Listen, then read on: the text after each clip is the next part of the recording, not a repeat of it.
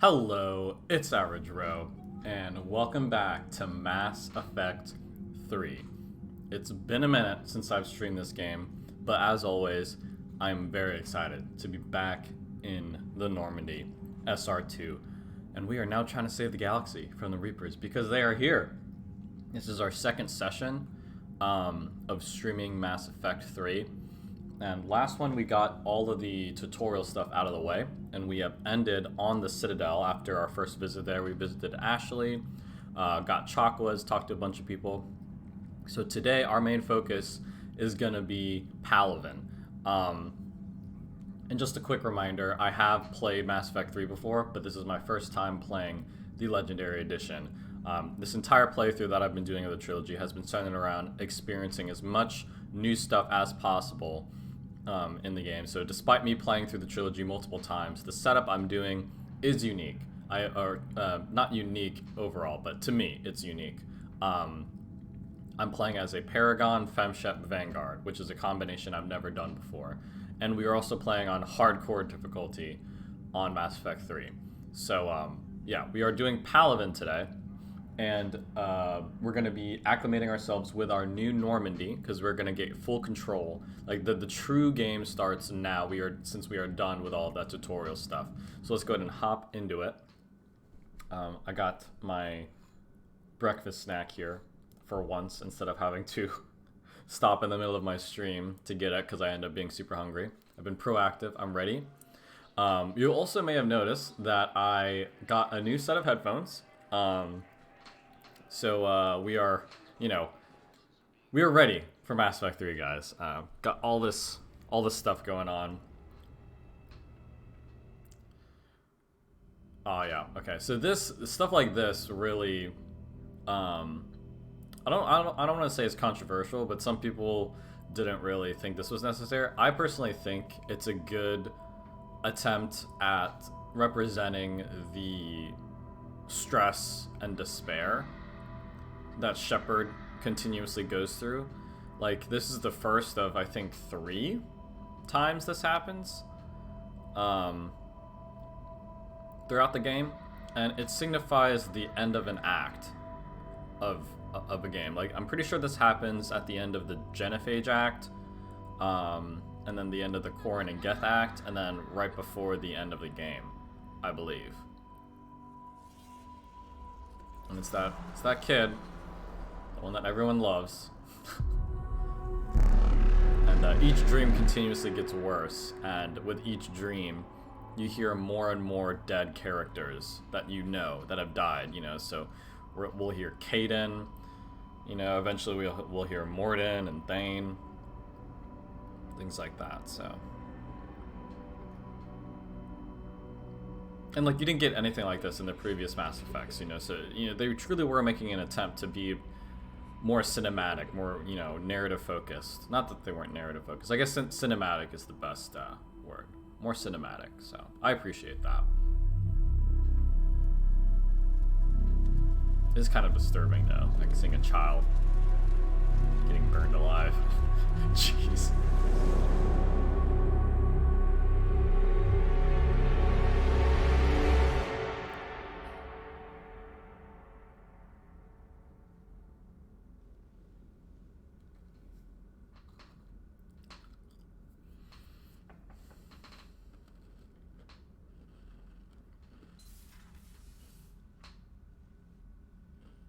Liara, can I help you?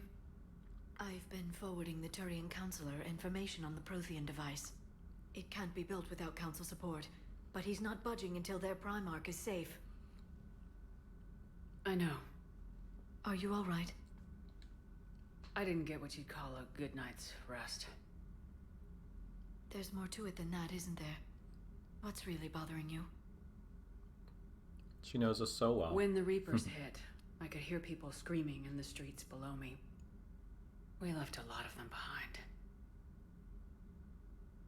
There's no way for you to save them all. But I know you're doing everything you can, and you'll get back there. I love having Liara back on the Normandy. Right. No, she's not Don't off on blame her yourself, Commander. Shadowbroker base ship thing. Commander Oh Shepard? yeah, I'm a trainer, specialist- let's go. Oh. I beg your pardon. I thought you were alone. Oh, we do have to watch I out was just though. leaving. Now that we're FemShep, we don't want to accidentally Commander romance Shepard, Trainer, I'm but I Common freaking love Specialist Trainer. Samantha Trainer with Alliance R&D. I was part of the team retrofitting the Normandy after you turned it over to the Alliance. There weren't many of us aboard when the Reapers hit. Slow down, Specialist Trainer. You're doing fine. Thank you. I worked in a lab. I never thought I'd be serving on a ship. Why don't you tell me about the retrofits? The ship's in line with Alliance regs now, and it has new, top-of-the-line quantum entanglement communicators. In fact, Admiral Anderson had intended to use the Normandy as his mobile command center. That's no longer an option. Yes, I heard he chose to stay and fight. In any event, I'm honored to serve under you, Commander. For as long as you need me, that is. They only sent me here to oversee the retrofits. Shepard, some of our systems require further testing, and Specialist Trainer has been extremely effective during installation. I would prefer that she remain. Got it, EDI. Oh, wait, since when does a virtual intelligence make requests? EDI's an AI. Fully self-aware. Oh, I knew it. I knew Joker was lying. Jeff requested that And I she was like saying how sexy her voice was. I apologize for the deception. Thanks, ED, and I apologize for all those times I talked about how attractive your voice was. Anyway, shall I give you a tour? I love the part in the I think Citadel you'll be impressed DLC by where the they like upgrades. tease her about that. That's so funny. In the CIC, you'll find the galaxy map where you can set the Normandy's destination. God, the Normandy in this game You look can is also just check so your messages gorgeous at your private on the terminal. inside and outside, obviously, but that's a given. The I war love room the houses war a room. strategic command center for I love the mission-specific intel different and war colors and analysis. stuff. The shuttle bay contains an armory where you Oh can yeah, and then we modify have your equipment 5 between levels, missions. right? To the Normandy Finally, this time. Liara has set up a lot of hardware down in the old XO office on deck 3. I think she's claimed that room. And there you are. That was Still the Miranda's same old ship as room, before, I it believe. just flies Alliance colors now. Speaking of which, I believe Admiral Hackett would like to speak to you at the VidCon. Man, lots of again, Normandy acclamation. So it's a pretty big section, lots of talking. Commander, But after Hackett, we're gonna what get do you control in the update me on war your room. meeting with the council? Sounds like they're running scared. We did present them with a lot of unknowns. They're feeling threatened and want immediate solutions, not theories. Theories are all we've got right now. What's your plan? I'm trying to get the Turian Primarch for a summit meeting with the Asari and Solarians. I'll bypass the council and appeal directly to their leadership. That's good, I like it. This is where we start laying the groundwork for our counterattack. Unfortunately, we don't have a whole lot to back it up right now. Then build alliances. Gather everything and everybody you can for the cause.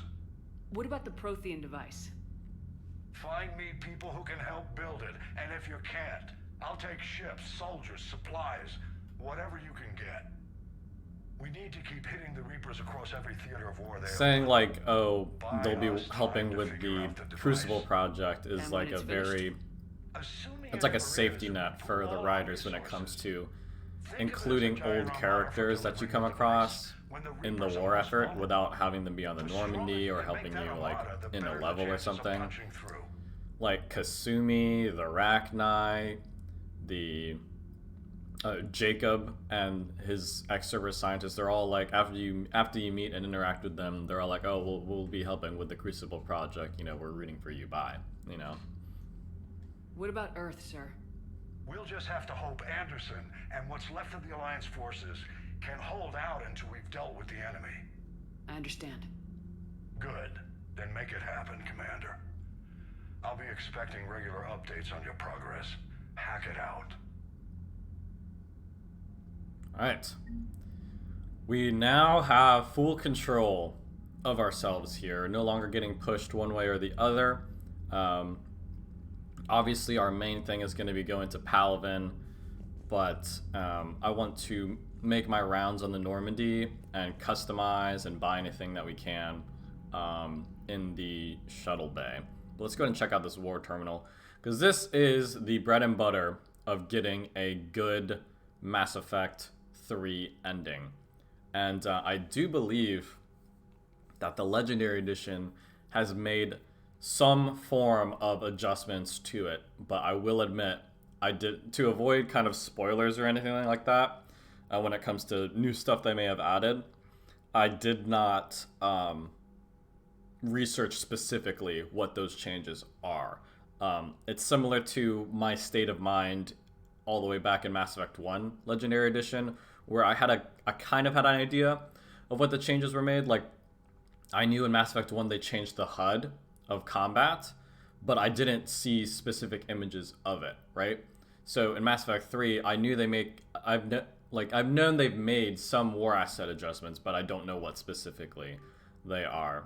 And for the uninitiated, war assets is basically a quick way to one, challenge you to be as thorough as possible, because pretty much any significant action in the game, big or small, will earn you war assets. And anything from scanning a planet to saving an entire race, an entire species. You know what I mean? They all give you war assets. And in the original version, and I assume in this version, you see they have a minimum mark. That is the minimum to technically defeat the Reapers, win the war, right?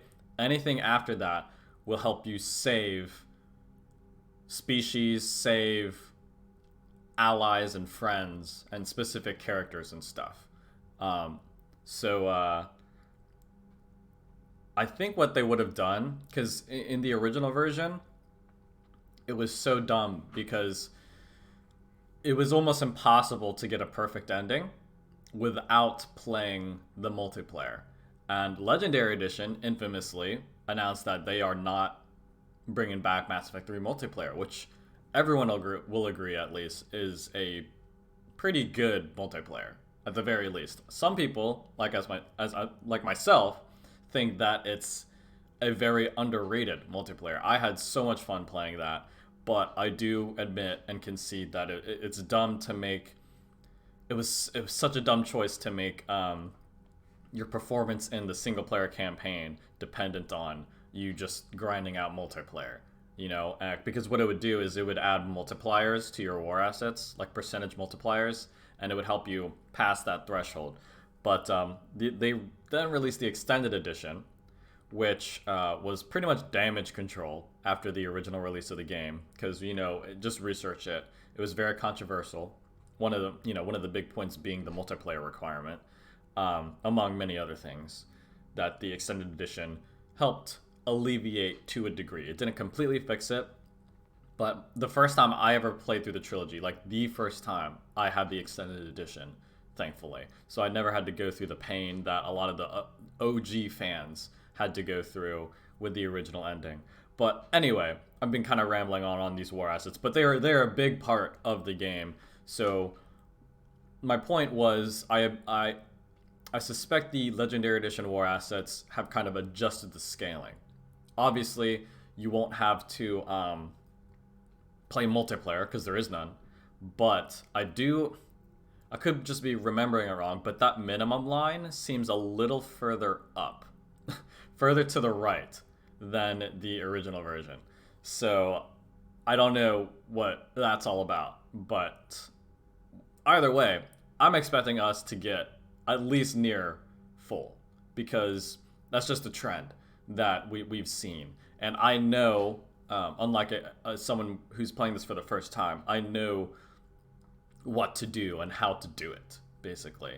And if our Mass Effect 1 and 2 playthroughs have been any indication, I think we'll be good. But we can't rest on our laurels. We have to still do all the good stuff and be as thorough as possible.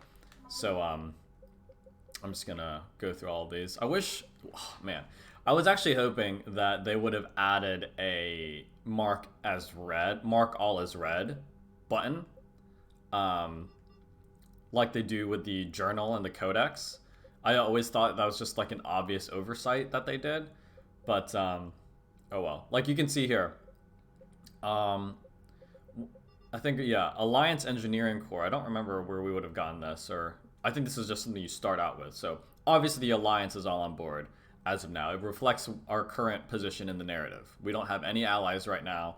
We are the Alliance, you know, led by us and the Normandy crew, sustained by Anderson and those bravely laying down their lives back on Earth, are the only ones truly fighting against the Reapers, like trying to fight back. Everyone else is just trying to protect themselves. You know, understandably so. I'm not bagging on them, but it is our job to reach out to each of the different species and races and try to get them to join our effort, i.e. adding to our war assets. But you can see here, like Diana Allers, 5. You know, Khaleesa bin Sinan al-Jalani, 10.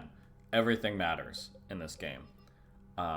And throughout the game, you will even get emails and run into people from past games that'll add, you know, however small, but still add to our war asset count. So we have a measly, yes, and I say measly, 655. Like again, in the original version, it would be, you would have a set number, but then the TMS, the total military strength, would be less because you don't have any multipliers. But once you played the multiplayer, you would get those multipliers to your total military strength. So anyway, that's the war room. We'll have different characters coming in and out of here, like the Turian Primarch, Rex, Legion. They'll all be in here at some point. But then we got a cool little, this used to be Morden's office, but now it's like a little council area. The council won't help. Come on, Sarah. If Thessia was lost and Earth hadn't been touched yet, you could be damn sure we'd be guarding our own borders. Exactly. That's kind of what we mentioned here. These two will, they're like the best version of the Normandy ambient conversations, you know, in my opinion. Their conversations adjust and change to where you are in the narrative, and I really like them. Commander, the Alliance has found a new Cerberus Lab on Sanctum. Admiral Hackett would like you to investigate. Okay. Yeah, I do have that listed here. Let me just show you guys. Like I said in the first streaming session, Mass Effect 3 is the hardest one, in my opinion.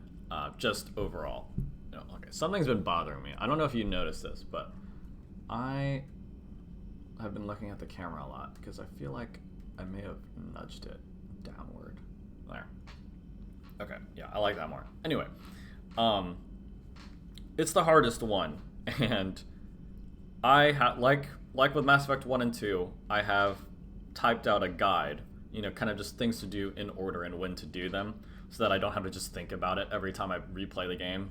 I obviously didn't have this when I first played the game, but it's really streamlined my subsequent playthroughs where I really just want to experience the story and, you know, in a new or old way that I've played before. But so I'm obviously utilizing it for my first Legendary Edition playthrough.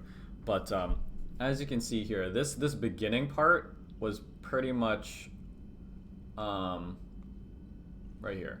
This was just like the prologue area. You can see like Earth. I don't know if you can read it, but yeah, Mars and the Citadel. But this is where we are now, right? And there's just so much stuff. And this is all before we even get to like Tachanka and stuff. There's a lot to do, guys. There's a lot to do. But we're gonna do it. We are gonna do it. And I just wanted to bring that up because we just randomly got a new N7 side mission. That was N7 Cerberus Lab. That's a literal boots on the ground side mission. That's not a, you know, scan the planet thing, you know. This dude's just been, I've been in his way. Let's go and check our private terminal. Okay. Let's see. Okay, that's the Cerberus Lab mission. This is a narrative, just reinstatement of our Spectre status, I believe, and getting our hands on the Normandy. This is just lore, adding to the, you know, emergency stuff. Got our friend K9, completely DLC, and he does nothing except walk around the Normandy shuttle bay, but he's there to boost our morale, I guess. He's really cute. He's like, he's literally like one of the models of the cybernetic dogs, the synthetic dogs you fight, and we have fought all throughout Mass Effect 2. Like, K9's just one of them, but he's just chilling, not trying to kill us. This is another lore adding to immersion. Welcome back gift. EDI. Joker suggested a small welcoming gift would be appropriate to have on hand. As a ship does not have the capacity to accommodate the dancers, he suggested. I chose something from the official Systems Alliance catalog. Soldiers who have held an N7 designation for 5 years or more are entitled to a commemorative hooded jacket. Okay, that's another DLC, something in our casual wear that we can put on if we want. We'll be getting to our cabin shortly, because I do want to check that out. Glyph. Glyph is the Shadow Broker drone that we met in the Shadow Broker DLC. Liara has obviously adopted him and named him Glyph. He's very cute. He's like AI, like an AI, but he doesn't have as much personality as EDI, but it kind of lends to his own unique personality where he's very deadpan and, you know, I don't know, he's very cute in my opinion. But Liara has a new mechanic where we can upgrade ourselves in a certain way. So I feel like the closest thing to Mass Effect 2, in Mass Effect 2, was like picking up heavy skin weave and squad mate tech damage, things like that. That's all going to be done through Liara's terminal now. And it's the same mechanic where you find it or scan it or buy it in game, and then you have to go to her office and purchase it, I believe. No, you don't have to purchase it. No, wait, yeah, you do. We'll get there. We'll get there. This, okay, I've been kind of dreading getting to this one, but I'll explain myself because it's obviously an awesome DLC. This is the Eden Prime DLC, titled From Ashes, and it is the one where you return to Eden Prime and you find a actually preserved Prothean, and you learn his name is Javik, and he is a full-on squad mate a la Zaid and Kasumi from Mass Effect 2, but he is truly fleshed out. He is not a simple, you stop by the room and they have X amount of comments that you go through. He is a truly fleshed out character with various conversations, and he makes appearances on the Normandy, or not the Normandy, on the Citadel. He's obviously on the Normandy, but I was trying to talk about how, like, sometimes when you go to the Citadel in this game, some of your crewmates can also be found around the Citadel, which I liked. You know, in the past games, whenever you went to the Citadel, well, in Mass Effect 1, the only squad mates you saw were the ones you chose to take with you. In Mass Effect 2, you didn't have anybody except the ones you chose to take with you. But in this one, at various times, there could be, you know, James could be in the refugee camp or at the club. You know, you could run into Jack, or Javik can be found in the Presidium and things like that. So, or the embassies, right? So it's really cool. But anyway, Javik, he's a very cool, very, very beloved character, and he is one of the 3 absolutely crucial DLCs you need when playing Mass Effect 3. As I've said several times, I never played through any of the DLCs on my original playthrough of the original trilogy. Like, my very first playthrough, I didn't have any of the DLCs at all, except for, like, Overlord, Kasumi, and that's it.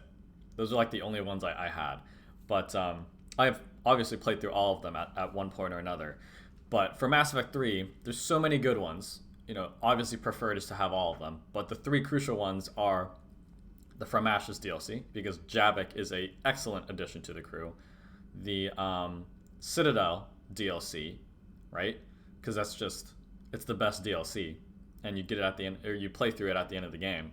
And the extended edition, which I mentioned, which was to kind of alleviate some of the problems with Mass Effect 3's ending. Those were the 3 crucial ones you need. So this is a huge one. I've kind of gone on, but I want to emphasize that I do like it, and I do love it a lot. I do love Javik and the From Ashes DLC. But for this playthrough, I am not planning on doing it for a while.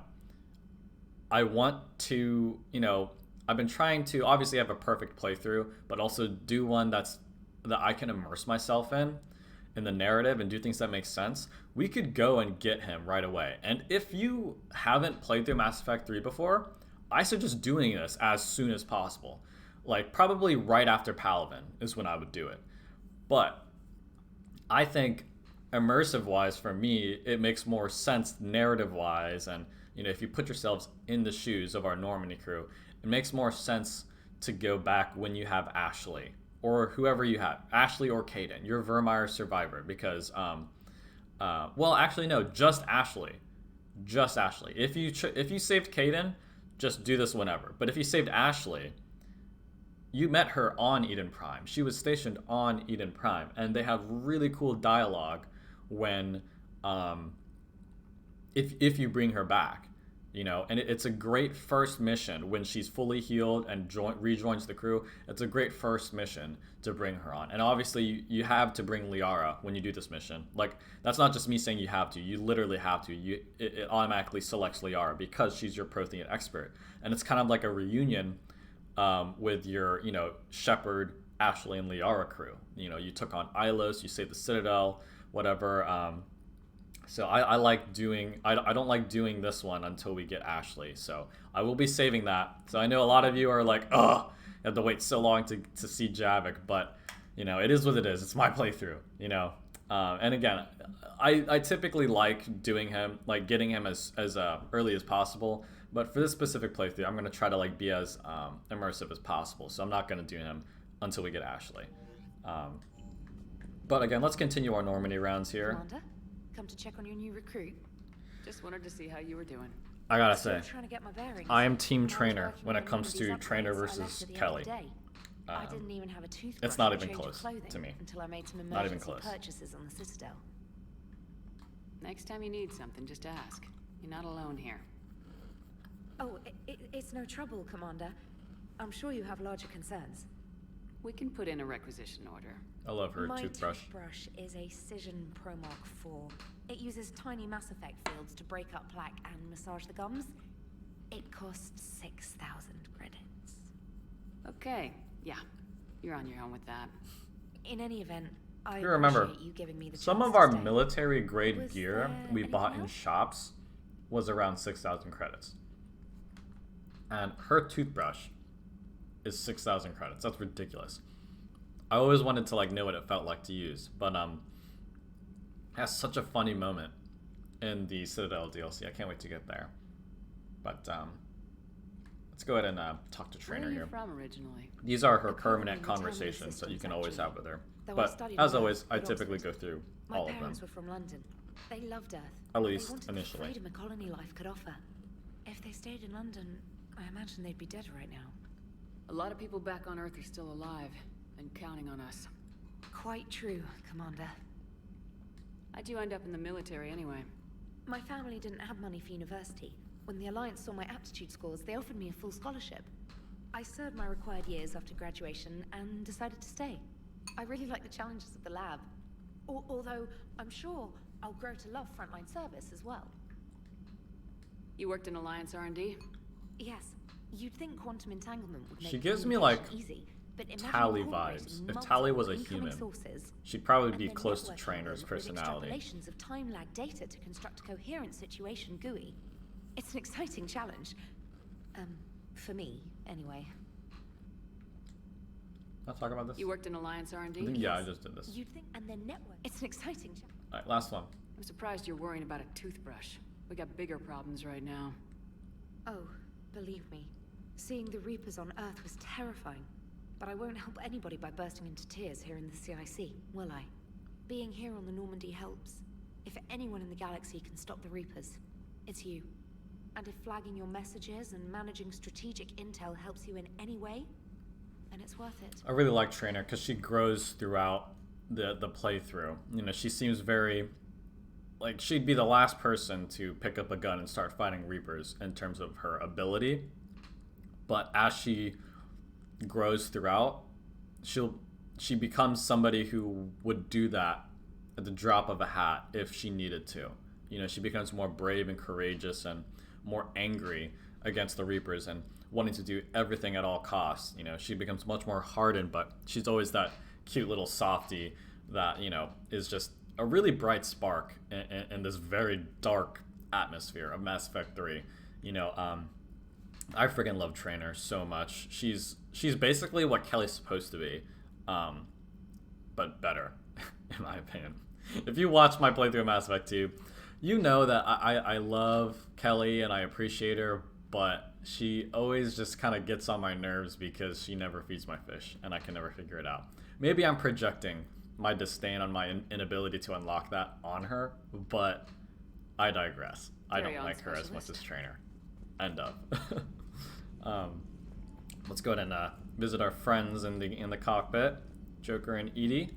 EDI is not yet a sexy robot, but we will get there eventually. Hey, Commander. You know, I had my doubts about the Council. But after years of ignoring your warnings, they're finally willing to step up and tell you they just can't help. They're doing everything they can. Did they at least validate our parking? Well, let me know if you want me to get them on the channel and then hang up on them. You know, for old time's sake. I don't know if we ended up doing that in our Mass Effect 1 playthrough. Ever. But, obviously in a Renegade playthrough, you just always do that. It's so funny. But, this is something, I don't want to say it bothered me, but I feel like they could have, I don't know, done something here. You know what I mean?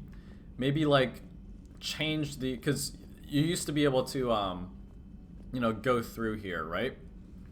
And then it would be like Jacob's room, and then you could cut left, and it would be that hallway that links Morden's room, which would now be that kind of council room. And then they would also have that room where the elusive man would talk to you, or you would kind of be there with your crew and stuff. Like every time you finished a priority mission or a big loyalty mission or recruitment mission, oftentimes you'd be dropped there.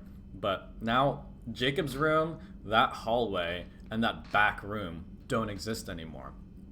You know, but I feel like they could have I feel like they had room to kind of wrap the war room around back there and have like both of these hallways either side lead to that war room or something. You know, I just feel like they could have designed it a little bit better, but instead it's just implied that that whole room back there is just a bunch of, you know, junk and resources, which if you think about it does kind of make sense. I just think, you know, they could have done something a little bit more interesting. You know, maybe at least have it more pretty, you know, have it connect, you know, have it be like a second hallway, like in Mass Effect 1. Remember in the Mass Effect 1, in the SR1, either side of this elevator here was a staircase that led down to the crew's quarters. And you could, you know, you could have done that. Well, I guess in the SR1 it wasn't an elevator there, but still, you could use either staircase, and it didn't matter which one you used. They could have done something like that, where you could use either hallway, you know, maybe have another 2 people here with that body scanner, just like you have over there, that just connected back to the council room and the war room and things like that. You know what I mean? But instead they just kind of blocked it off, and it doesn't change ever, you know? I feel like they could have done something a little bit better with that. But, yeah, we're just going to work our way down here. Let's go to the crew deck. Man, at this rate, we might not even get to Palaven. But we'll keep moving here. This is a great addition. You know, just a lot of names here. A lot of them you don't recognize, but some of them we will. If you can see on the left side, in the middle, you see Kaidan Alenko, right? And this is up to date with anybody that dies, you know. So, and of course, the ending scene is also here as well on the Normandy with your remaining crew members. But, yeah, this room, never used for anything, ever. But this was obviously where we found Thane. And you see, we just picked up a model ship for our cabin. There's a lot of those hidden throughout the Normandy in a lot of the old rooms we used to have crewmates in. But this room, not used at all. You know, it's not that I think it detracts from the quality of the game. I just think it's a missed opportunity to add quality to the game with these just unused rooms, like with Jacob's room and now Thane's room. You know, I'm not a creative genius. I don't write video games, but the professionals who made this game definitely had the mental capacity. They created this universe, You know, I feel like they could have come up with something to add to these empty rooms instead of just having them be empty rooms for the entirety of the game.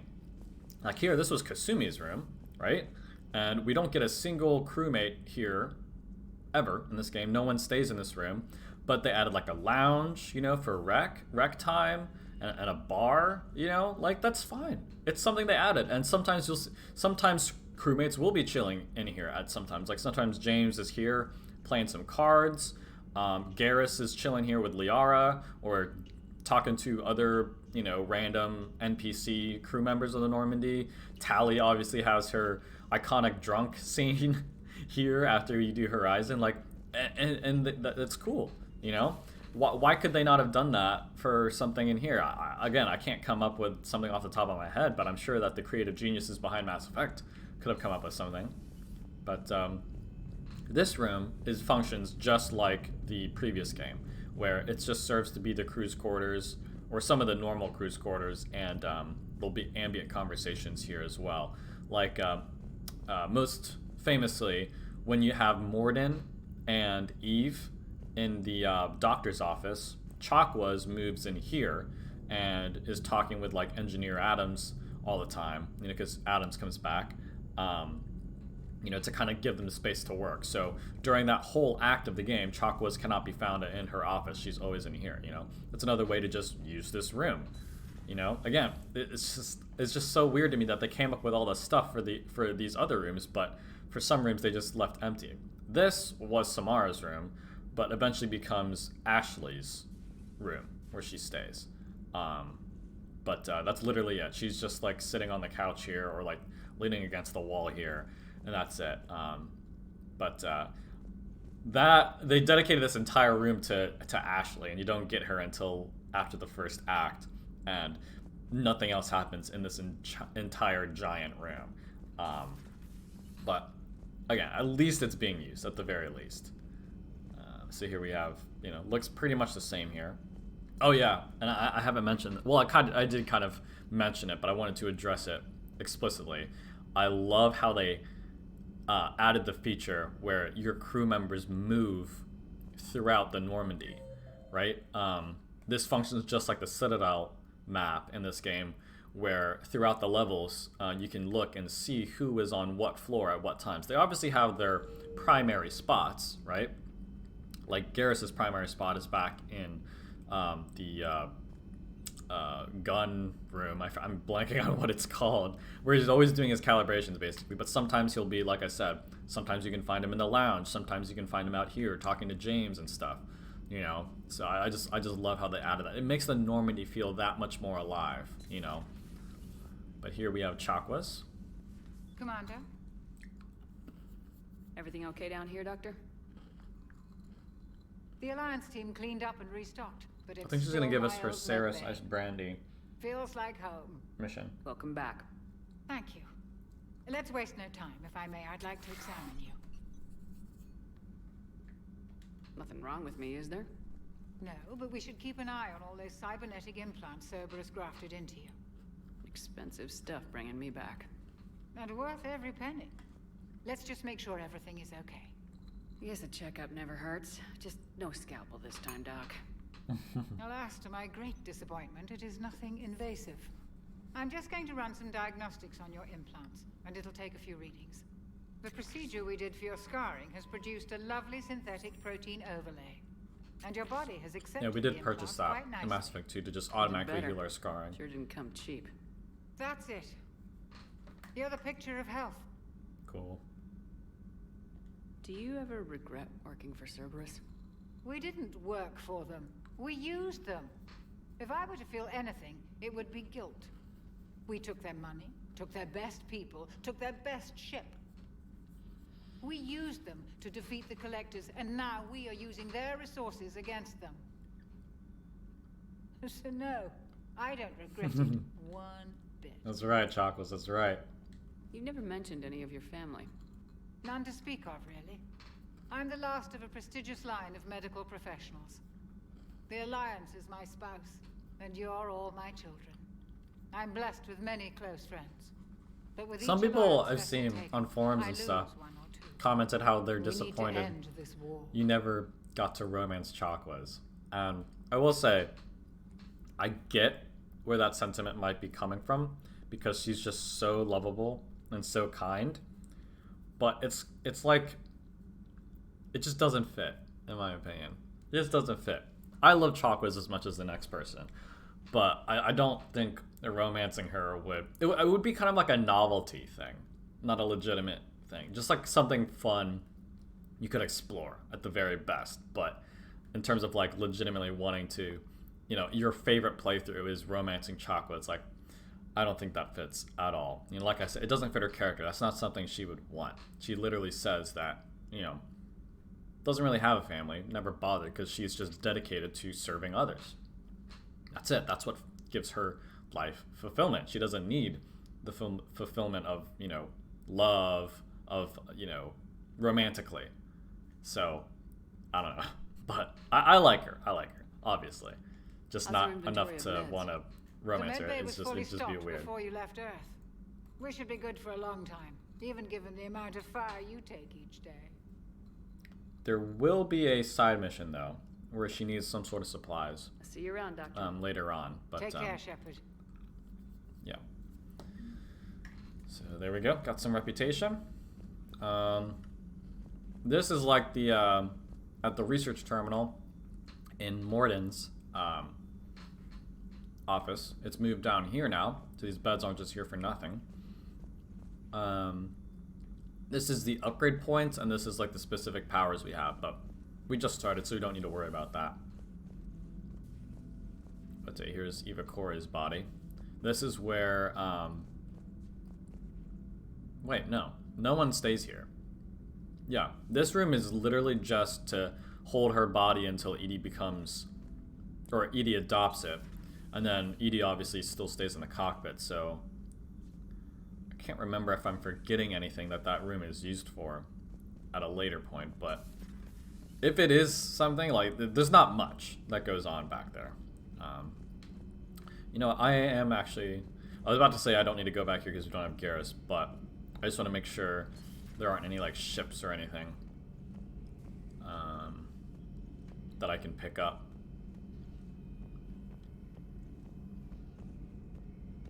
Nothing. Alright.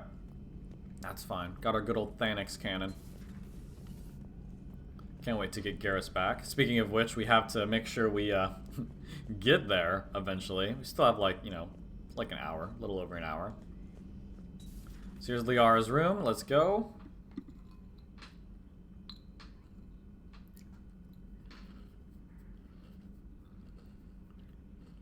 Really cool redesign. Again, this used to be Miranda's office. Commander Shepard, it's a pleasure to see you again. You're the drone from the Shadow Broker's ship. Dr. Tassoni now refers to me as Glyph instead of Info Drone 95% of the time. If you have a moment, I'd like to draw your attention to a terminal in her office. It analyzes information packages. If you find any useful data, I can research upgrades for you. And what should I be looking for? I'll inform you if you found relevant data. When you do, return to this terminal for your choices. In the meantime, Dr. Tassoni would like to speak with you. Have a pleasant day. Meeting with the council didn't go too well, huh? It was less than ideal. I'm shocked. At least the council can't deny the Reapers exist. But I'm not sure how much comfort that is while they bicker over which portion of the galaxy to save. Wow. Becoming the big info brokers turned you into a real cynic, Liara. I like it. I'm flattered, I think. You know, it's easy to forget that Liara and Joker go way back, you know, back to the SR1 days, you know, so... and I feel like Joker's always found Liara very interesting. Not in a romantic way, obviously, but, you know, always wondering about Asari biology and, like, found it interesting how much she's changed and stuff. So I like their dynamic that they have going on. Looks like you brought more than just that drone from your ship. A few things were necessary. I'd be a very silent shadow broker without data feeds. So you have access to your resources? What I can get. We'll need it to research this Prothean device. Until we understand precisely what it does, it's far too dangerous to use. Do the Protheans actually complete this weapon? You mean, will it work? They wouldn't have poured their last resources into this device if they thought otherwise. But we really need to find out just what kind of weapon they left us. It'd be nice to know we're not kids playing around with a loaded gun. Absolutely. The damage it could cause if it backfired is unthinkable. People were finally starting to listen before the Reapers came. If we'd had a little more time, maybe Earth wouldn't. I'm sorry. I understand if you don't want to talk about it. The thought means a lot, Liara. Thanks. You're welcome. And since I didn't mention it before, it's good to be back, Shepard. Good to have you back. Freaking love Liara. Alright. Let's go ahead and check this out. Okay, so again, these right here, oh, hold on. Farron has persuaded his contact to ship an armor Maki to the Normandy. The kit's Omnigel converter. Okay, so yeah. So this just lists all the upgrades we've purchased, and then above it will always be listed any research, or I just call them research just because that's what I'm used to from Mass Effect 2. But any research you find throughout your playing, whether you're scanning on a planet or finding it, or you earn it as a reward or something, it'll be listed here, and then you have to open them, and then it'll give you a choice between two different upgrades. Kind of similar to when you're upgrading your powers and you get two different choices. But so for this one, very different choices. We can either upgrade our ammo capacity or upgrade our shields. Obviously, we're gonna go with shields. Obviously. So that's cool. Now we have +5 shield strength. See, they've kind of dispersed the different upgrades you could do through different mechanics, you know, whereas in past game, like in Mass Effect 1, it was all done through mods, right? They just picked up just mods, and then obviously buying different armors and stuff. Mass Effect 2, it was streamlined down to just purchasing literally everything in shops or finding them throughout levels and then using Morden's research terminal. But now you have some of the stuff going through this terminal, some of the stuff you buy in shops, upgrades you can buy in shops for your guns, you know, armor pieces as well. Like it's evenly spread out. I feel it works much better in my opinion. But we can also read this terminal here. Contains non-essential correspondence from your allied forces. Dr. Tassoni has granted you access. Yeah, just like Glyph said, this is non-essential, completely optional. You don't need to read these. You don't get anything from them, I believe. It just adds to the immersion. They're basically immersion entries. And a lot of times they'll be relevant to certain story beats that you've recently experienced. But I typically don't read through these at all on my subsequent playthroughs, just because, you know, I've read through pretty much all of them at one point or another in my earlier playthroughs, but recently, in recent playthroughs, I haven't bothered, just because, you know, I've played through the game several times. But that's it for the crew's quarters. Let's head down to the engineering. I will say, typically the Normandy rounds will not take this long, obviously. I just want to make sure I throw out this disclaimer. But, you know, we're kind of like readjusting to ourselves to the Normandy. I'm making a lot of comments on my thoughts and various things. But in later Normandy run-throughs, we're just going to be hitting each of the squad mates, and that's it, you know. And the crew is much smaller in Mass Effect 1 than it is, or in Mass Effect 3 than it is in Mass Effect 2. So it's like half the size.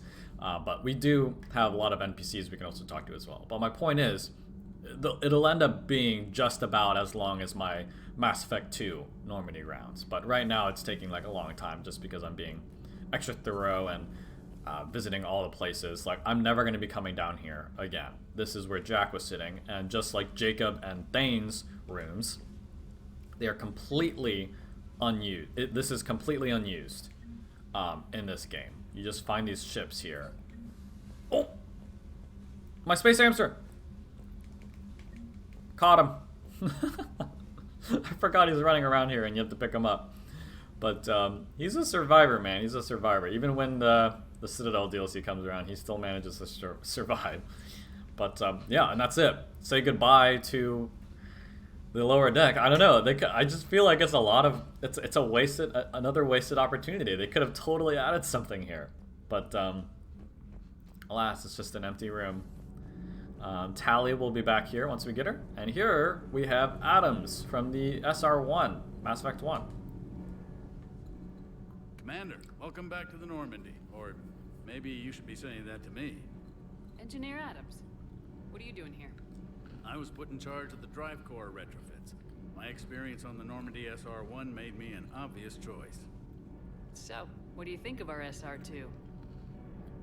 She's incredible. If there's one nice thing I can say about Cerberus, it's that they know how to build a ship. And about that, Cerberus, I owe you an apology. How so?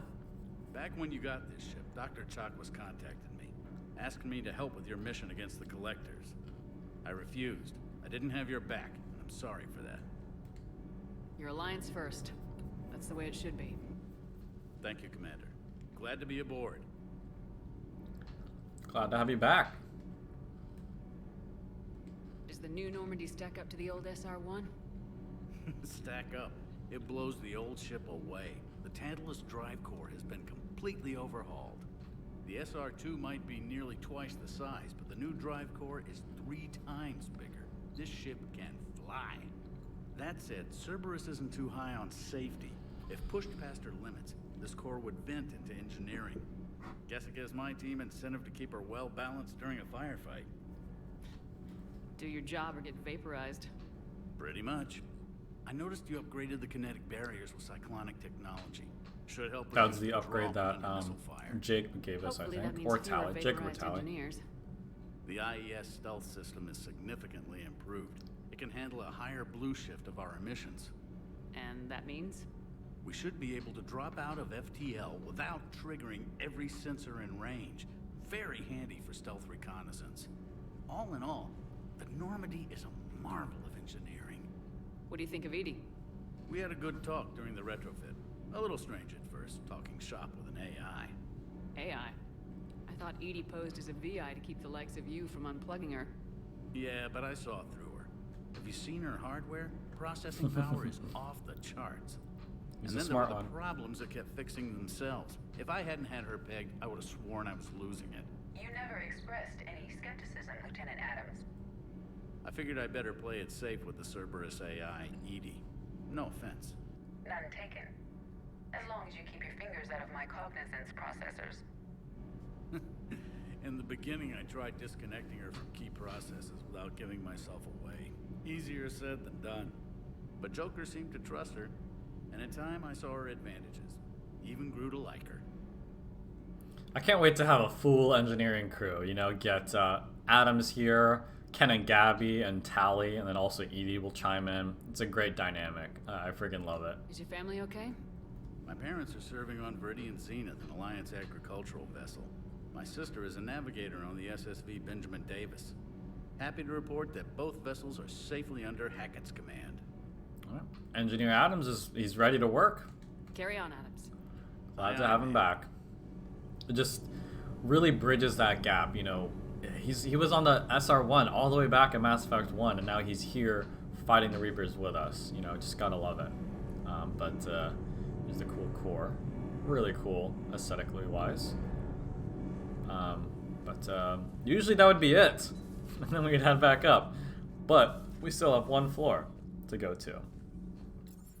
This shuttle bay functions a lot like Mass Effect 1's shuttle bay, where we can do like a lot of our upgrades and stuff. So really cool. Trying to think of what I want to start with. Let's go ahead and talk with Cortez. Lieutenant Steve Cortez, shuttle pilot. Great addition. Got news about our Love supply Cortez. chains, Commander. I'm glad that, you know, I never really romance him, but if you're a male ship, you can romance him, and I always try to avoid that.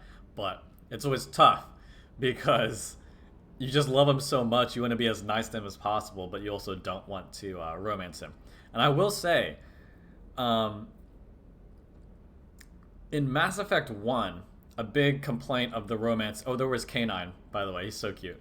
In Mass Effect 1, a big complaint about the romance was that a lot of people felt it was just shoved into your face. You know, like Liara and Ashley and or Caden came on so hard to you. You almost felt like you had to romance somebody, you know.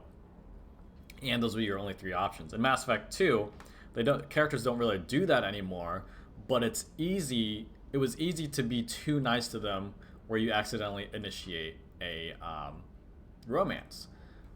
So in Mass Effect 3, they've kind of found a balance to where characters don't really come onto you hard, but they give you room to be nice to them while still, you know, you keep an open possibility for romancing them, but until you confirm it, you're just being nice to them. Because they have, I call them point of no returns when it comes to the romances. Each character has a moment and an interaction that you specifically have to choose, and they're pretty obvious for each person and for each character. And that allows you to lock in and tell the game, yes, I'm not just being nice to this person, I want to romance them. And I say all that because I want to emphasize that it's much easier to be nice to someone without romancing them in this game compared to the other 2. Like on Cortez, I think you confirm your romance with them when you like invite them to drink on a bar at the Citadel, and you specifically say like, you know, I want to do you or something. I don't remember what the dialogue is. Or Ashley, you bring her like flowers and stuff to her hospital room. You have to bring her flowers to her hospital room, and then you have to go on a pseudo date with her and meet up with her at a cafe on the Citadel. And like, you know what I mean? They're very, very obvious. So I'll just be as nice to Trainer Nice to meet you, Lieutenant. as possible without, you know, Sorry to just confirming jump in, it. Commander. There's so much to be done, I get caught up in the tasks at hand. He's always like that. You need to chill out. I love James and Cortez's So you do care, dynamic. Mr. Vega? Or is that the Cerveza talking again? So what's happening with our supply chains, Lieutenant? Alliance procurement chains are in chaos, but the Citadel's economy is still running. I can network to Citadel retailers. You can view inventory and make purchases right from this console. When I network to a new store, I'll let you know. It does cost more to coordinate delivery to the Normandy, so it's cheaper to buy supplies from Just there. like in Mass Effect 1. You're my shuttle pilot, but you're setting up procurement chains? I wasn't assigned as Normandy's pilot. Not much need for one on a dry dock ship. I was overseeing the retrofit of the cargo hold. I'm quite familiar with the operation and maintenance of the UT-47 Kodiak and the M44 Hammerhead. In my experience, it made sense for me to take over as shuttle pilot when we left Earth. Especially given Mr. Vega's love of mid-air collisions. To save the day, pendejo. I'm also responsible for logistics, making sure the armory and shuttle are properly stocked and maintained. Okay, I love Cortez, but I'm kind of itching to get on Palaven, so I'm gonna skip through a lot of this. Basically, he's an experienced. Just if you're on the Normandy, you're an experienced Alliance, I love you know, the drive. So you can... Yeah, they assigned officer, me to the Normandy or whatever you call retrofit it. team about 5 months ago. Do you maintain this armory? You know you love them. But I Now will you skip get on through Tesla. this. Welcome back to me. Yeah, so she even references, oh, just like the SR1. What happened to the... After the Reaper invasion, those labs are probably just a pile of rubble. Yeah, the Hammerhead is gone. Sad face. The Kodiak seems a bit... Good eyes, Commander. It's got Kodiak's new and improved, flies like a brick. and Cortez will That's why be you need a good flying pilot. it, and he'll be involved. He's never, you know, fights alongside you, but he'll be there. He's the narrative net for who drives the Kodiak. You know, when we go into missions and stuff, Cortez is the answer, and it kind of gives just, I don't know. He adds a great dynamic that was missing in previous ones. You know, it doesn't make sense that Shepard or some random crew member you pick would be flying the Mako in Mass Effect 1 or flying the Kodiak in Mass Effect 2. You know, you'd typically want a specialist to handle that so you can focus on just getting on the ground and doing what you do best. And Cortez is the answer to You were that. stationed on Earth. Do you have family there? I'm an only child. Lost my parents years ago. And his partner passed away I had as a well. husband back when I was stationed at Ferris Fields. The Collectors took out the whole colony. I'd rather See? not talk about it. You still feel that Collector impact as well. Keep up the hard work, but don't kill yourself. Yes, Commander. Alright, cool. I want to do the logistical stuff first. I want to talk to people and walk around. I think there's something, yep, hidden back here. James is over there. We'll go talk to him in a second, but there's something back here, I believe. It's K9.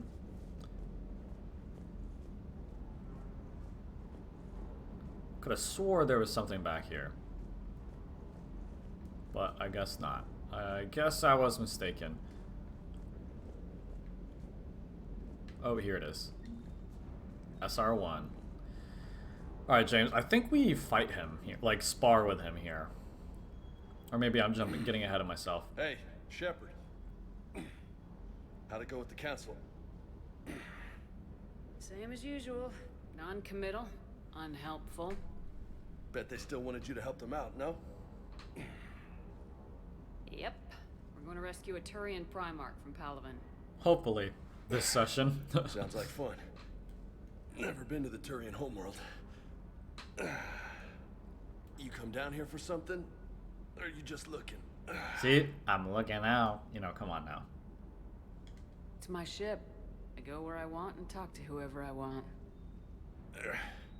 Fair enough. Not sure what there is to talk about. You already know my service record. I don't, actually. I didn't have access to personnel records when we met. Right. Forgot about that. Well...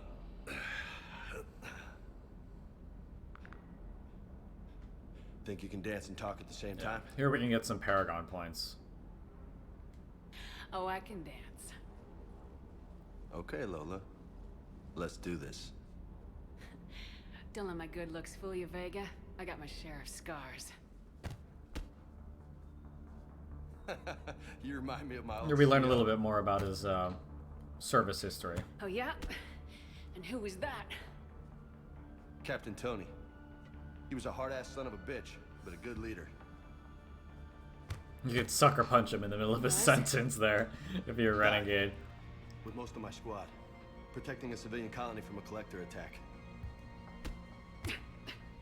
And the colony? It was either them, or the intel we had on the collectors. Intel we could have used to destroy them. I chose the intel. Sorry. That's a tough call. The best part was, we didn't really need the intel in the end. Because you were out saving the galaxy by taking down the entire collector homeworld. Yeah, the Normandy crew is just on another level, you know, but that doesn't mean that other alliance groups weren't trying as well. Who says I'm blaming myself? Just a guess. You a shrink too? No, but that stunt back on Mars was reckless. You're lucky to be alive. So? So, maybe you don't care if you live or die. Or maybe... I'm just willing to do whatever the fuck it takes to end this goddamn war. Maybe you are. But if you're half as good as I think you are, we need you alive. Thanks for the pep talk. Anytime. Hey. Thanks for the dance, Lola. Lola, huh? You kind of look like a Lola. You're cute. So I'll let you get away with it. For now. That's it. Now you made me blush. See, that does technically work towards a romance, but it doesn't confirm anything. You know, for me, that I just take that as, you know, we're good friends, good buddies. But as you can see, if you reach a certain point where you become true friends, kind of like a loyalty mission, but not really. The same concept though. You pass a certain threshold, you unlock a bonus power from them that you can give yourself. So, okay, let's go ahead. This is how upgrades are done. Any available weapon you have, you can get upgrades for. And you can, if you have enough credits, you can just buy it all the way and fully upgrade them to level 5. But it'll obviously cost a lot of money to do that. What I have done typically in the past is I would not upgrade any weapons until I get the specific one that I want to upgrade and use for the rest of the game, and that's when I would purchase the upgrades, because it only makes sense, you know, because everything else is just a placeholder until you get a better weapon. So it doesn't make sense to upgrade them when you can save the credits to use on upgrading a weapon you actually want to use, or upgrading or buying something else. You know what I mean? So none of the weapons we have, they're all very basic. And see, in the original version, when you purchased the DLC and had to download and install, you got the weapons right away. But if you remember, when we were on the Citadel, we found out that a lot of the really good DLC weapons that you typically started the game with are now locked behind credit purchases. Like in the original version, you could literally only buy the Widow, the Wraith, and the Paladin here.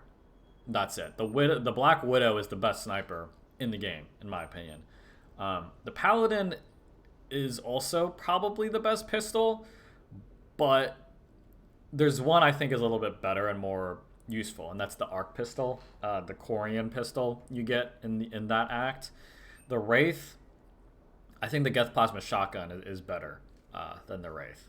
So, but the Black Widow is by far the best sniper overall, in my opinion. There's a lot of good sniper. The thing is, there's so many good weapons in this game compared to the other ones, especially Mass Effect 2. Mass Effect 2 had barely any weapons, but Mass Effect 3, there's so many different weapons that fire and feel differently.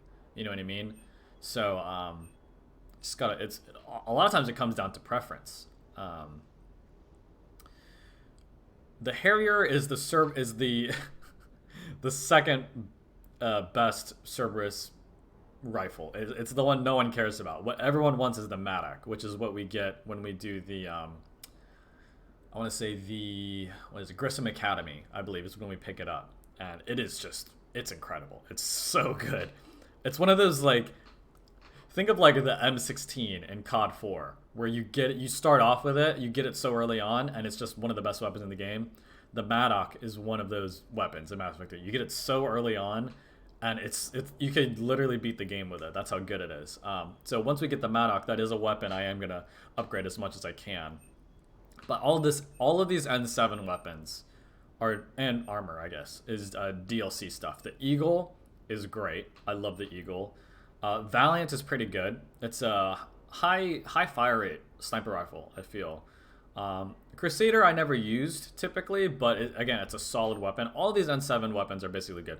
The Hurricane is one of my favorite SMGs, and I would love to use it as a Vanguard. I think I'm gonna, as a Vanguard, I want my power recharge time, right? I think I'm only gonna stick with an SMG and a shotgun, and I think the Hurricane is gonna be the SMG that I want to use for the rest of the game.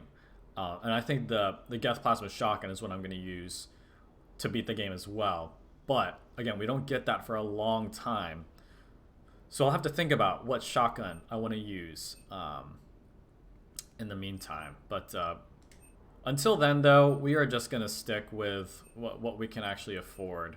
This is the Huerta Memorial Hospital shop. As you can see, there's a lot of poetry and flowers you can buy for Ashley.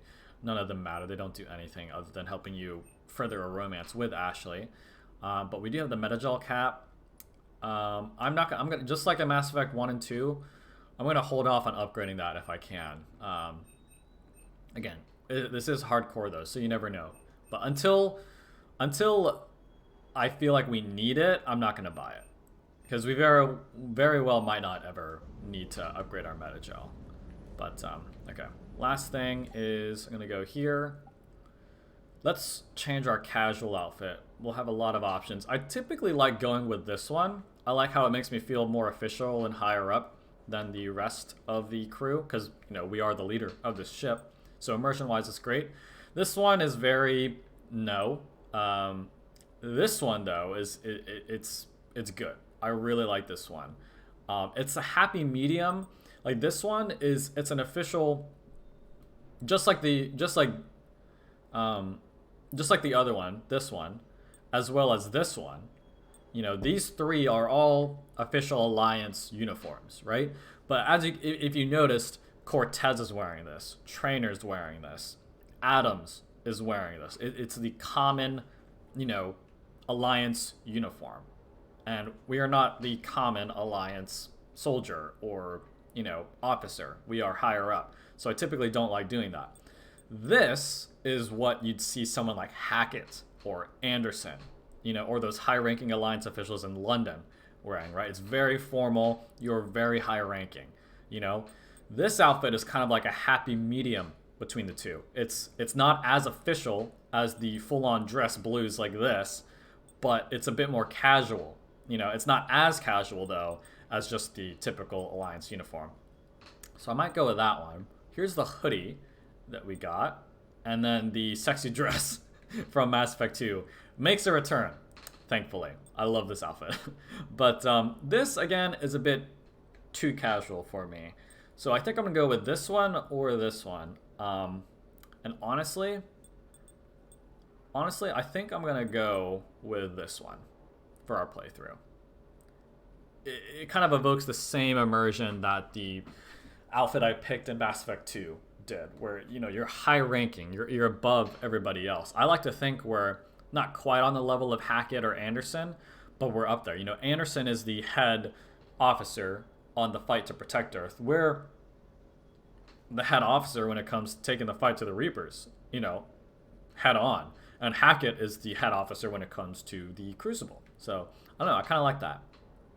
Armor, again, we have the Cerberus Ajax armor. It is incredible looking. Shield boost is great. Shield regen, ammo cap, power damage, and weapon damage. I don't know. Maybe not.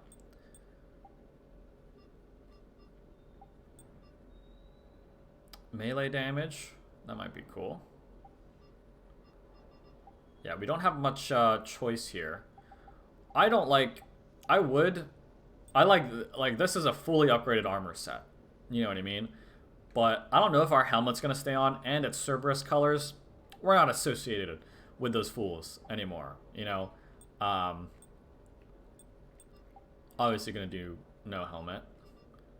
And just for, you know, just to be, have different upgrades in different areas, I think I'm gonna just stick with this lineup here. Yeah. Material, I typically go for whatever the least glossy looking is. So I guess that would be this. Pattern, same choices as Mass Effect 2. I never really do that. Pattern color.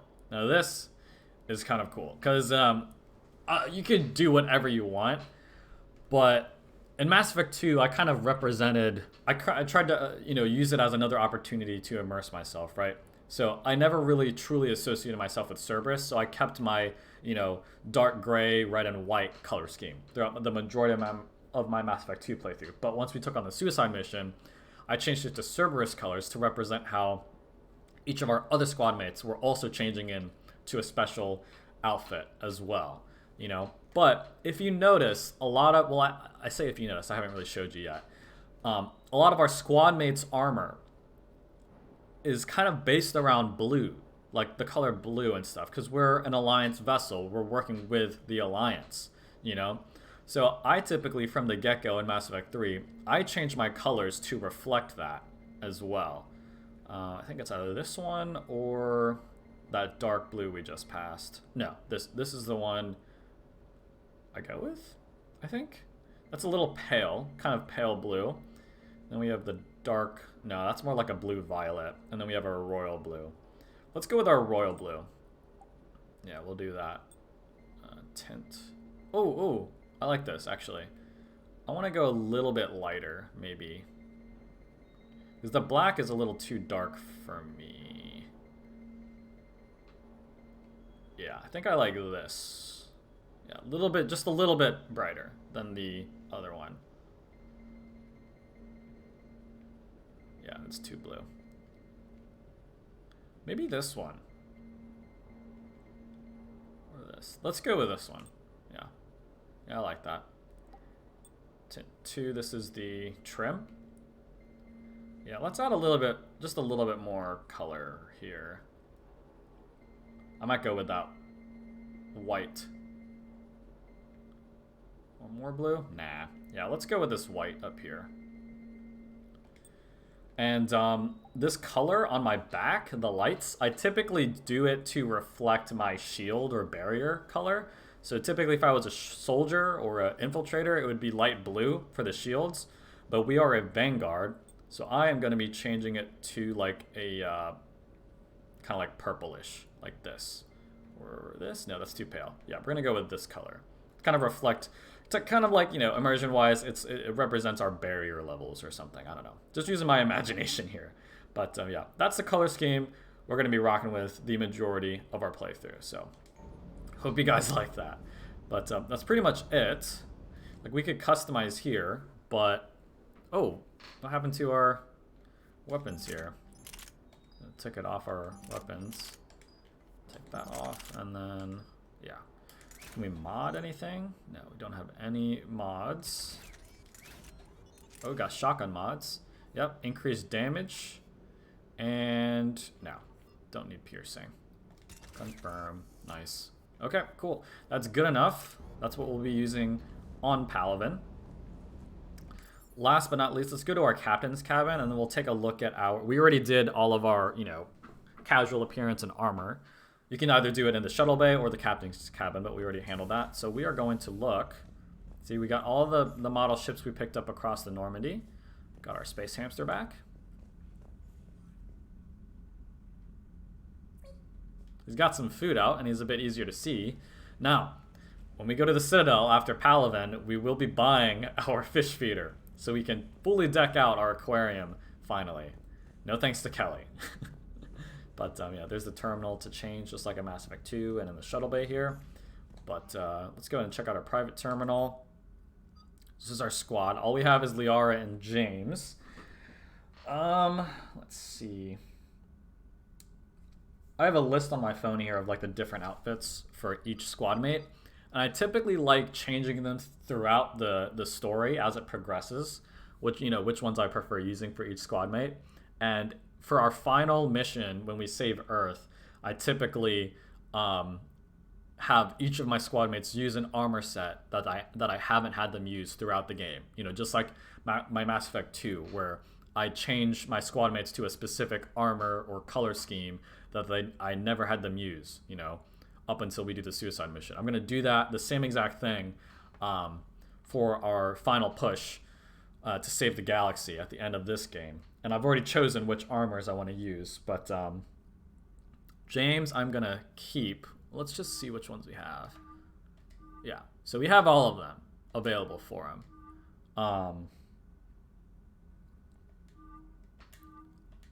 Yeah, we're going to keep him on his default for now. Liara, this is the outfit she wears on the Normandy. I don't feel like this says Liara's ready for battle. So she has so many good outfits, though, in this game. So many good ones. For now, I am going to have her use this one. Because I think out of all of her outfits, this is the worst one, but I still like it. It's basic armor, you know, so she's not going to be wearing this on the Normandy, but whenever we take her into battle, that's what she's going to be wearing. So I'm going to go ahead and confirm those outfits for them. And yeah, that is it. We are finally ready to go to Palaven, guys. Finally ready. Again, Normandy exploration and acclimation takes a while right off the bat, but we wanted to be as thorough as possible. Again, we could do Cerberus Lab right away, but I want to do a main story mission. Again, we don't have much, but if you've played through this game, you know this journal fills up incredibly fast. And another quality of life improvement, they've just combined the journal and codex into one main menu entry to save space. So I really like that. We can also do photo mode, which is cool. I haven't really messed around with this at all. I don't really know what they have available, but really cool addition there.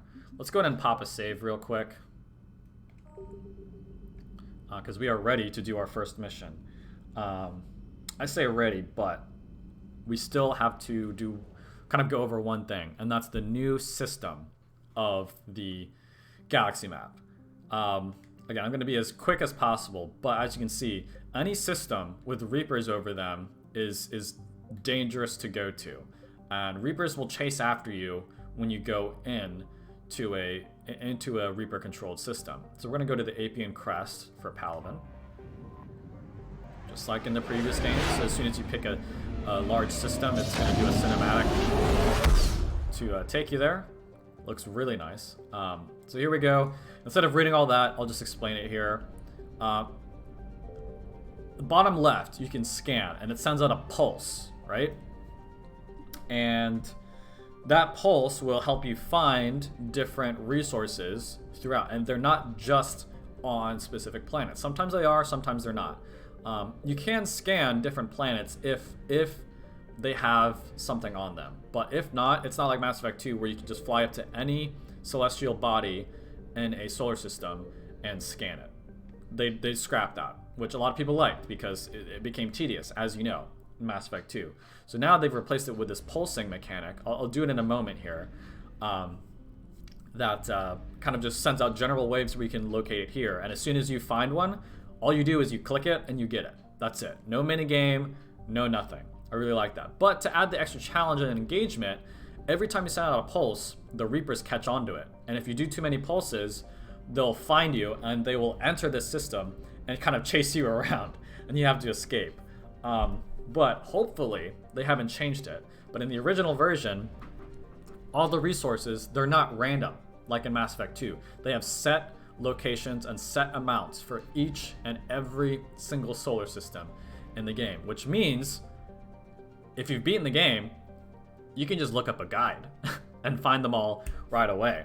And as you can see, I took the time in my free time, I grabbed the screenshots for each and organized them in alphabetical order for each and every solar system in the game. So it'll really, and you guys will like that because it'll really streamline this process where I don't need to be like, oh, hopefully I can find them before the Reapers catch me. No, I'm just gonna go straight to them and grab them right away. So I'm sure you guys will all appreciate that. But we are in the Apian Crest, and there is literally nothing to grab in this solar system, Trebia. But just like in Mass Effect 2, you can kind of go out here and see the greater version or greater view of the Apian Crest. There is stuff in Gemme and Castellus, but I am not gonna grab. I forget what I did. You know what? Again, it's super quick. We're gonna go ahead and grab what we can here. And you can find anything from fuel to actual war assets here. Everything is in this upper corner here. I found something. Yep. Okay, so as you can see, the Reaper alertness just increased a lot. Here we got some fuel back, all right. So here, it's on a celestial body, so we have to scan it. But it functions just like the N7 scanning in Mass Effect 2. It just points you where to go, and you grab it, and that's it. What do we get? War assets? Yeah, war assets. Extra Turian fleet, and we are in a Turian in the Turian system, Apian Crest, so it makes sense that we get Turian war assets. And then this is fuel. Yeah, fuel. Okay, just a bunch of fuel. Cool. I'm not gonna alert the Reapers just to avoid that. Let's go ahead and head over here. Hopefully we can make it, because we only have 1,000. I wish it kind of kept your upgrades if you got them.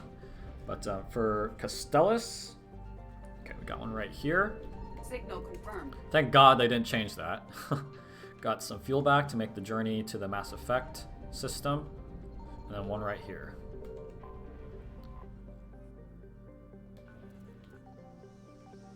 Okay, so yeah, I think that's what I'm gonna do. Instead of Mass Effect 2, where if I visited a system, I'll scan them. For Mass Effect 3, if I visit an entire solar system, I'll scan all of them just to make sure. Because in Mass Effect 2, its only use is to get resources for upgrades. In Mass Effect 3, you get upgrades, you get war assets, you can even get side missions and stuff. It's super, oh yeah, like stuff for side missions and resources for that. There's just so much stuff you can grab. So it's even more important than in Mass Effect 2 to be as thorough as possible here. So that's what we're gonna do. But as you can see, if you know where to go and where to scan, it takes like 2 seconds. Like in the time it took us to do that, that would probably have been an entire planet, just one single planet in Mass Effect 2 of scanning. So we are going to finally land on Palaven. That's probably what we're going to finish off this session with. Oh, we're not landing on Palaven, that's right. The moon of Palaven. And it's so cool because you can see Palaven burning in the sky. It's just such a good level. And it's only the beginning. I'm telling you, Mass Effect 3 is just on another level. But we're going to take Liara and James. In one of my playthroughs, I did Eden Prime first to get Javik, and I took Javik and Liara with me. And Javik makes some cool comments, but again, just for this playthrough, I'm going to be saving him for later. So we'll take Liara and James.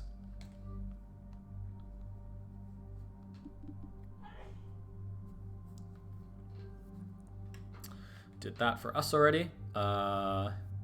James, we're going to switch him to the Vindicator. Liara that's all she can do. And we're going to go in and upgrade her submachine gun. I'm going to primarily have her use the SMG. But let's actually go here. Can we? No mods for the assault rifle. We shouldn't have anything yet. I'm gonna save up again. Warp ammo. I'm just gonna get that. Any ammo power, I'm not gonna upgrade until I've fully upgraded everything else. That's the same for us as it is for our squad mates. So I'm gonna save up for 3 for probably warp next, and then James. We can upgrade for sure. Let's get up his Carnage. Yeah, let's up his Carnage. Such a good power. I think we could have gotten Carnage actually. But before we get another bonus power, let's focus on getting this stuff.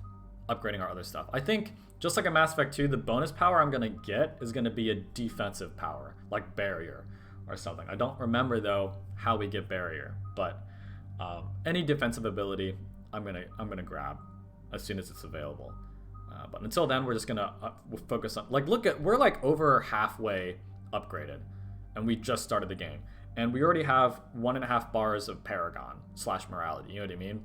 And we just started the game. We are on track, guys. We are on track. But let's finally get to Palaven. I'm sorry if it's taken too long for you guys, but I mean, it's important to be as thorough as possible, because you can't just say, oh, I'll get to it later, or oh, there's another game where we can kind of compensate. This is it. This is the game you were building up to in Mass Effect 1 and 2. There's no room for error, or no room for laziness in this game. We have to be as thorough as possible.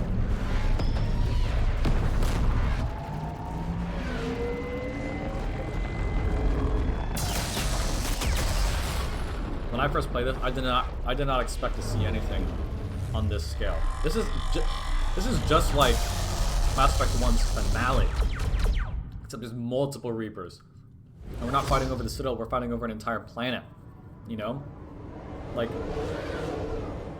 the intro level, or the first level you can play after being, a true Mass Effect 3 player after doing the tutorial, is on par, scale and epicness wise, as the Mass Effect 1's finale. Like, that's crazy. No. Maybe not quite there, but it's like the same tier, We have an old friend there. Holy hell. They're getting decimated. Yeah, so I think she thinks GARRUS is on Palaven. It. Was it like this on Earth? Yes. Shepard, I'm so sorry. Yeah. Commander, the LZ's getting swarmed. James, open that hatch. This is a pretty challenging mission. Certainly trial by fire. You could shoot these, but it literally, you shouldn't really bother. Let's make sure do I like James on shotguns or assault rifles more? I'm actually not sure. Let's just have him on a shotgun. I don't think we have many shotgun using squad mates in Mass Effect 3 anyway. Like Liara's pistol and SMG, Ashley's assault rifle, GARRUS is a sniper, EDI is SMG, Javik is assault rifle. Yeah, let's have him use his shotgun primarily through this game. And ammo powers, let's get those up.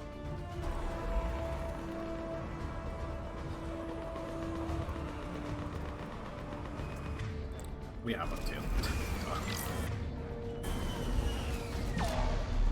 Alright, get in, get out. Let's move! Nice shot, Tex. Hell of a wake-up call.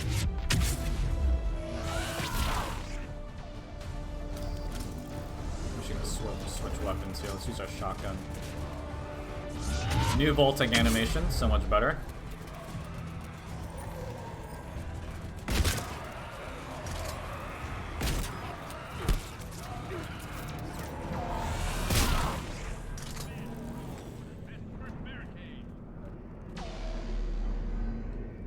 Gotta make sure I pick up as much as possible. Again, gotta be thorough.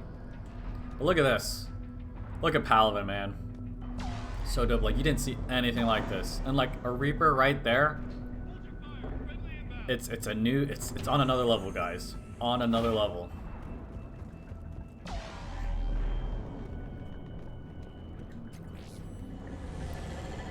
I think we meet up with... No. I don't know if we meet up with GARRUS just yet. But it's gonna happen soon on this level, obviously. Look at all this stuff we're picking up, guys. We're gonna continue. No one here uses a sniper. Try them again. And I command West Airfield. Do you read? Nothing, sir. Not even static. The Viper is a classic sniper. Tabastic, get your men up on that north barricade. Yes, sir. Sergeant Bartis, find a way to get that comm tower operational. Sir. General? Commander Shepard, heard you were coming, but I didn't believe it. General Corinthus. I've come to get Primarch Fedorian. About that. Primarch Fedorian is dead. His shuttle was shot down an hour ago as it tried to leave the moon. That's gonna complicate things. Oh. How bad is it, General? We just lost about 400 men in half an hour. We set Crazy. up camps on this moon as an advanced position to flank the enemy. A sound strategy. Just... irrelevant. Pointless. Exactly. The sheer force of the Reapers seems to make them immune to that sort of tactic. The Primarch and his men found that out the hard way. I'm sorry. I hear he was a good man. And a friend. He would have been an outstanding diplomat. So what happens now? The Turian hierarchy provides very clear lines of succession. Right. General Corinthus? With such heavy casualties, it's hard for me to be certain who the next Primarch is. Palaven Command will know. However, at the moment, contacting them is impossible. The comm tower is out. Husks are swarming that area. We can't get close enough to repair it. Don't worry, General. I'll get your tower operational. Thank you, Commander. I'll take care of things on this end. All right, let's go. So, you know, we're rocking our alliance colors while, you know, working together with the Turian military, representing the alliance. Come on, guys. Love the color scheme.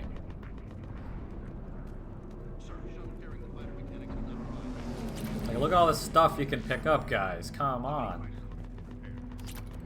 Got new shoulder guards. So much goodies. Pistol mag upgrade. I don't think anyone's using a pistol except for Liara, but I'm pretty much having her use the SMG. And again, anything you miss here, can be found and bought later. You know, inspector requisitions. But obviously, you want to try to find them when you can, so you don't have to pay for them. Oh, there's something here as well. Another weapon! Oh, the scimitar. Do I like... No, I don't like that as much as the katana, just because it's weaker, but it shoots faster and has more ammo. But, you know me, I typically like being a bit more hard-hitting with my weapons, so... Let's go ahead and just move on here. Our katana also has a mod on it as well. And we could go pick up the that shotgun and mod it, but I'm not going to bother.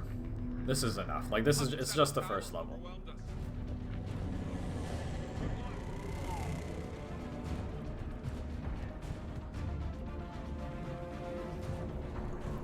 fought anything other than husks.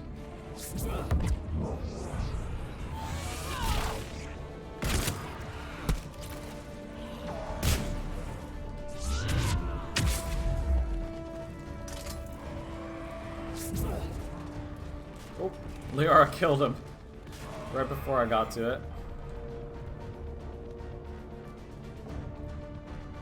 That it? That's all I got. Alright, I'll take it. Just checking if there's anything around here. Let's go ahead and do this. Here we have to pick somebody, I think, to work on this while we fight everybody else. Let's have Liara do it. I don't think James is super technically engineering or whatever. Liara's the shadow broker and whatnot, so she can probably handle that. James is much more of a fighter anyway. Ready, James? Hell yeah. Let's take him.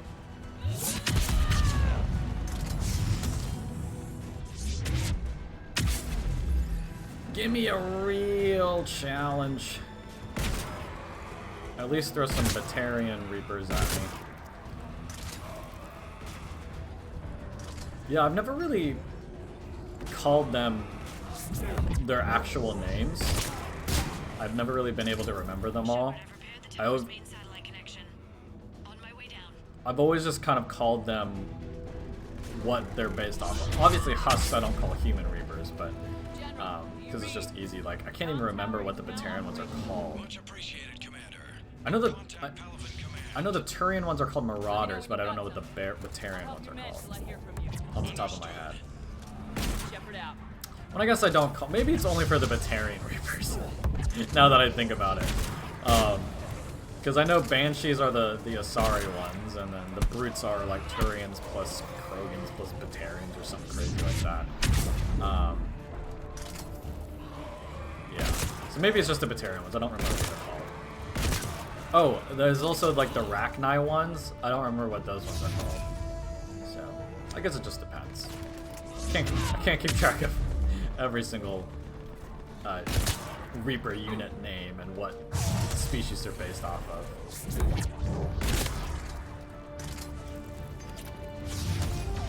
Pretty much light work when it comes to just waves of husks. You know, we're a Vanguard, probably one of the best classes to handle husks. Go ahead. I have information from Palaven Command. Please return ASAP. Okay, nothing here, so we're just gonna go back to where we were.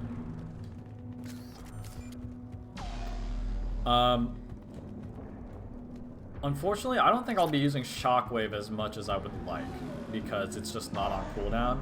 And I feel like by the time that it comes back, or by the time we like open and aim it and then activate Shockwave, we could have just used Pull or something to break them up. Because we have Pull Field as well. It's an AoE attack just like Shockwave was. You know, like in Mass Effect 2, Pull was always that single target biotic attack that I always would go to, and then Shockwave was the AoE attack, but now Pull is AoE, and it's on a super fast cooldown, so I don't know. Might not use Shockwave ever. What have you got? I really like the skill though, but Pull Field is just crazy. Right now, the hierarchy's in chaos. So many dead or MIA. I need someone. I don't We care get GARRUS as now. long as they can get us the Turian resources we need. I'm on it, Shepard. We'll find you the Primarch. Let's go.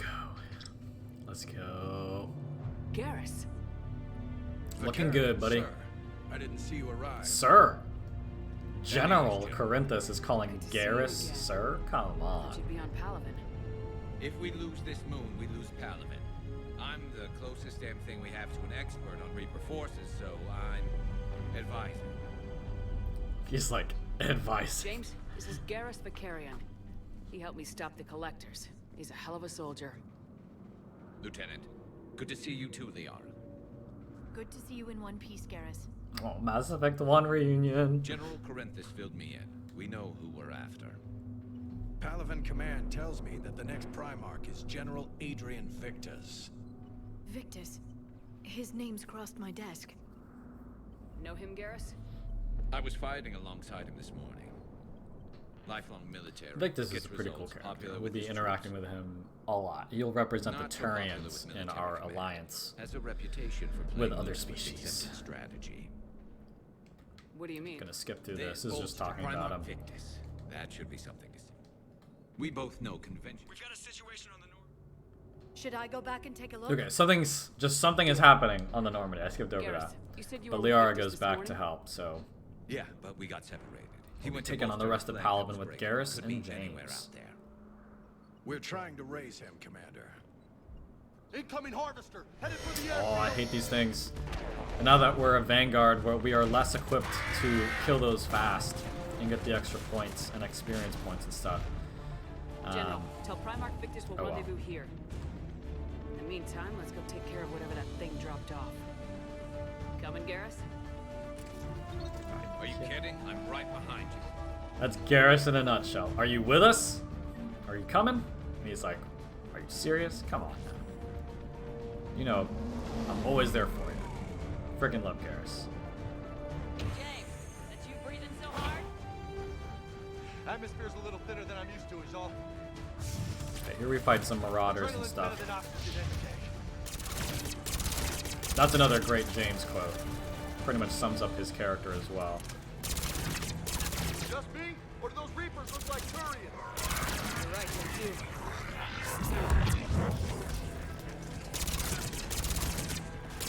Did that guy not get through?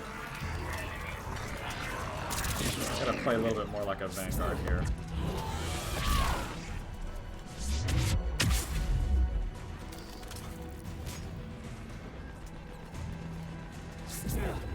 From downtown.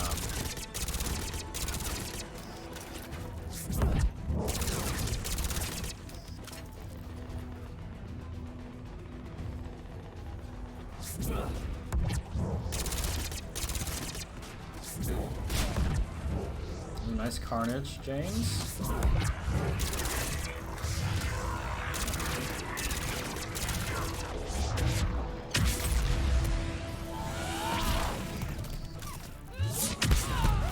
Oh jeez. Oh jeez. Some damage there, got our shield back. And these marauders are no joke. Ooh, really nice recharge time though on that. Ooh, nice one, Garrus. I think we're done here. Heading back. Don't believe there's anything to pick up out here, if I remember correctly. Oh, just kidding. Got some money there. Alright, let's head back. Let's see if we're really close to beating Palaven now. We have a turret section and we fight a brute, but other than that, we are almost done. Shepard, come in. Go ahead. Still trying to raise the Primarch, but we've got trouble back here at the main barricade. If the Reapers breach it, we're done. On my way. Yeah, this is the turret section. Yeah, and then we fight the brute and then it's pretty much done. There'll be like different turret sections throughout, but they're just a way to break up the gameplay, make it, you know, make it more varied, which is fine. Maybe I can do 3 at a time. It's a neutral point to me. I would much prefer, you know, indulging in the great, you know, upgraded Mass Effect 3 combat system, but Okay, come on. Who's next? this is a little kind of fun, I guess. It's more of a neutral point for me. Excuse me, Garrus. There's actually a lot of them, dude. I'm really struggling here. My look speed is super slow, and I think it's because I have it on low sensitivity. Maybe it translates too much when you're in turret mode. Cause like, this is like legit the fastest I can look around.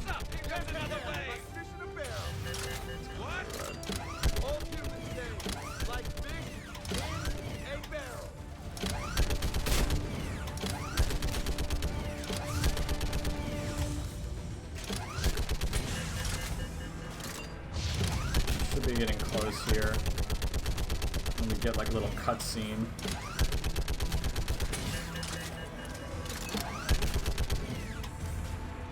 How slow I look, I can't get over it. Okay, now maybe this is less of a neutral point and more of a negative point, just because of how slow I look around. Here we go. Alright. It's hardcore, so I'm not. I used to not really be that scared of these things because I was just playing normal, but hardcore might be a different story. These guys can really destroy you. They can kill you in like 2 hits, I think. Let's go ahead and use Carnage. Carnage is going to be a huge tool against them. Let's get our shotgun. We don't really have many good attacks against armor. I don't have time for this guy. Don't want him to charge at me. I always try to keep something in between me and the brute. Well, handled that one pretty well, but there'll be several sections where we fight multiple brutes at the same time, so...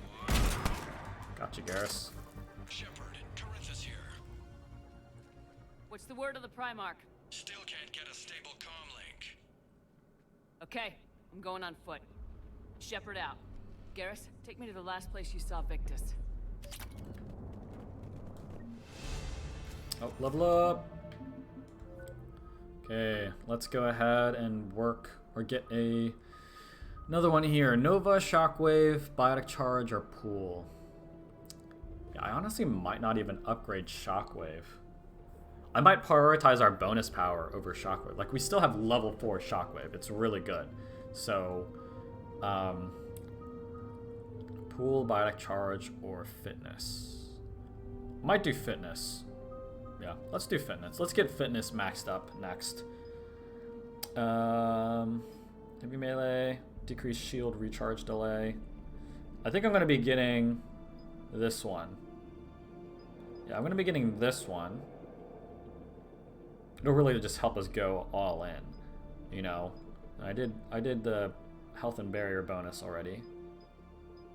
That's melee damage, so I might do shield recharge delay. Yeah, I don't need an increase in melee damage, so we'll go shield recharge delay. Cool. James, let's get you frag grenade next. Extra damage. Take it.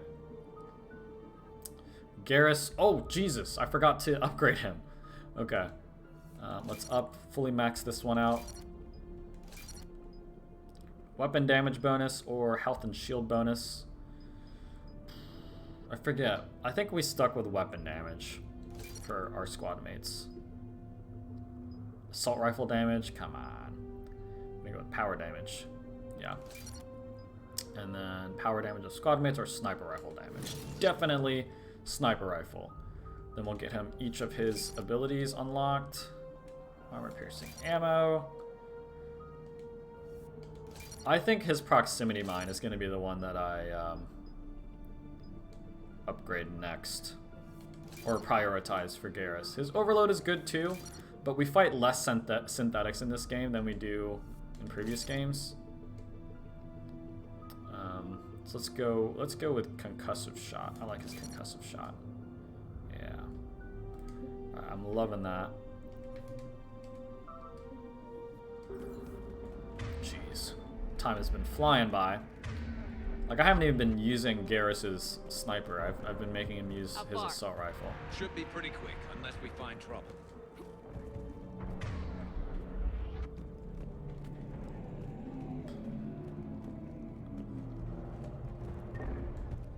Let's keep it moving here.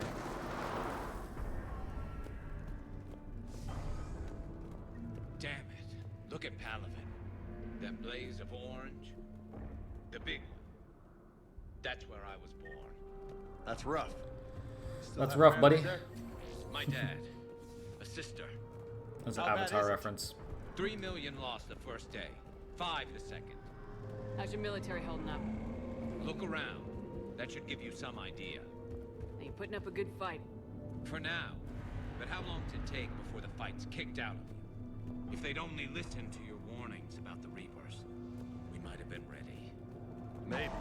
Yeah. Hard to figure how you prepare for something like Yeah, this. I'm with James. This is like, I don't even know if that would have helped.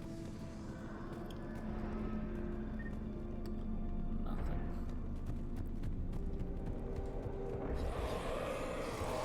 Here I might use Shockwave. Got more back here.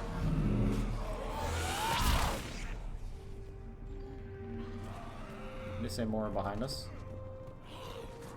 Yeah. They handled him. Shit, I hate those things. New York is crawling with the creepy bastards. I never should have left Earth. It's gonna be bad all over.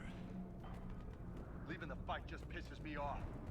But you're here asking Victus to do the same thing. Leave the fight to make nice in some boardroom. This summit is the only chance we've got. None of us is beating the Reapers alone. That frigate just got destroyed. I don't know if frigate's the right term. Soldier, you okay? Yes, sir. We'll make it. Have you seen General Victus? Half hour ago. And himself. Okay, good luck. Yes, sir.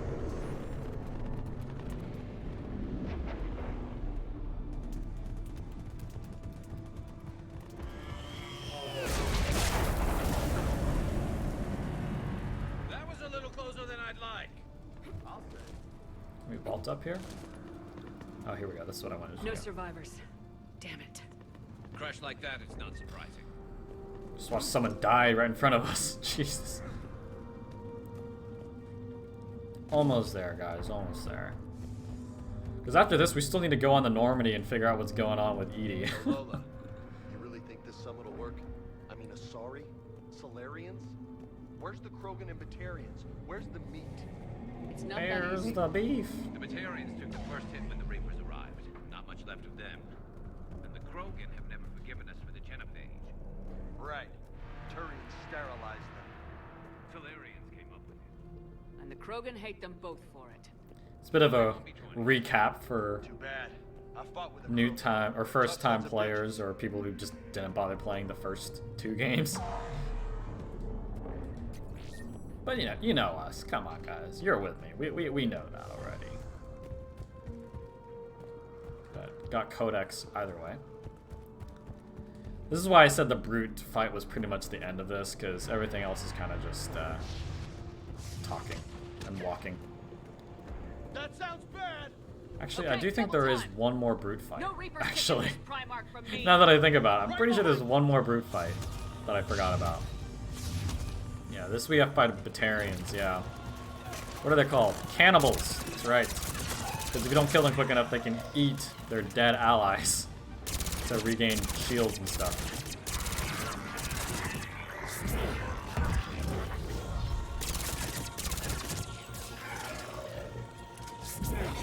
Just friggin' love Pool's recharge time, dude. You just... It doesn't have a recharge time. Moving. Right behind you.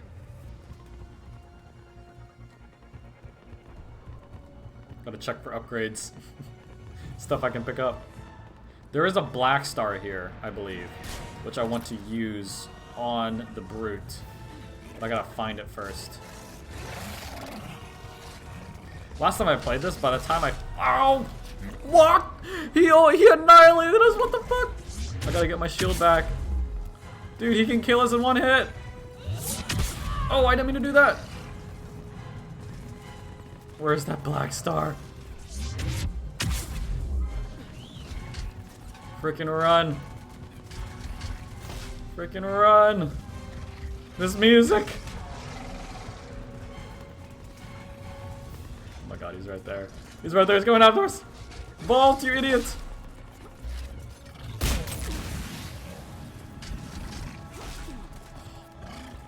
I'm making this way more difficult, but I want to shoot the heavy weapon. Where the heck is it? Okay, boys, now's our chance. Did they kill it already? I just found it! I just found it. God dang it. I'm gonna shoot it anyway. Oh wait, no I didn't. Got him!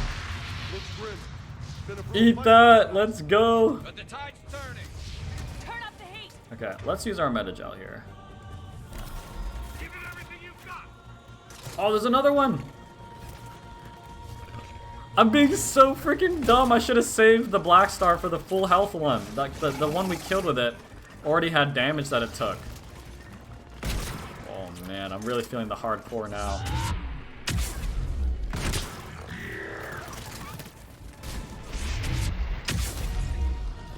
Let's bring the goddamn bastards to their knees. on. Ouch. What the?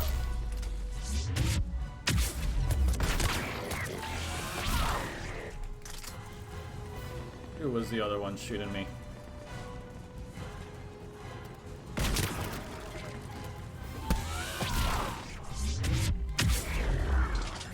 Ajax squad, right flank. Alright, keep our distance. Melt it from a distance.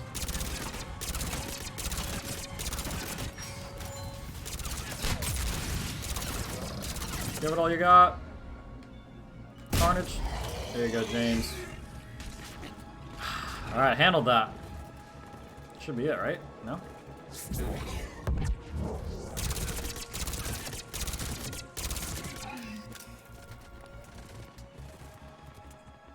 Okay. That is Palaven done. Jeez. Almost died there. Gotta really watch out for those brutes. Almost killed me in one freaking hit. Commander Shepard of the Normandy. Commander, I know who you are. I can't wait to find out what brings you out here. Vicarian, where did you go? Heavy Reaper unit on the right flank. I believe your exact words were, "Get that thing the hell off my men." Appreciated. General, you're needed off planet. I've come to get you. It will take something beyond important for me to leave my men or my Turian brothers and sisters in their fight. Fedorian was killed. You're the new Primarch. You're needed immediately to chair a summit and represent your people in the fight against the Reapers.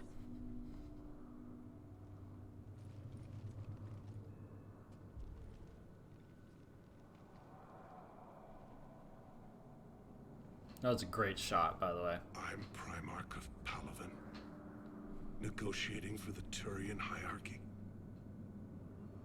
Yes. I've spent my whole life in the military. I'm no diplomat. I hate diplomats. What makes you think? I like Victus, but again, I'm gonna skip through this. But that kind of passion is... Yeah, he's very he's like Anderson. He's much more suited to being a military leader than, you know, a diplomatic or political Honestly, uniting these races may take as much strength as facing the Reapers. See this devastation, Primarch? Double that for Earth. I need an alliance. I need the Turian fleet.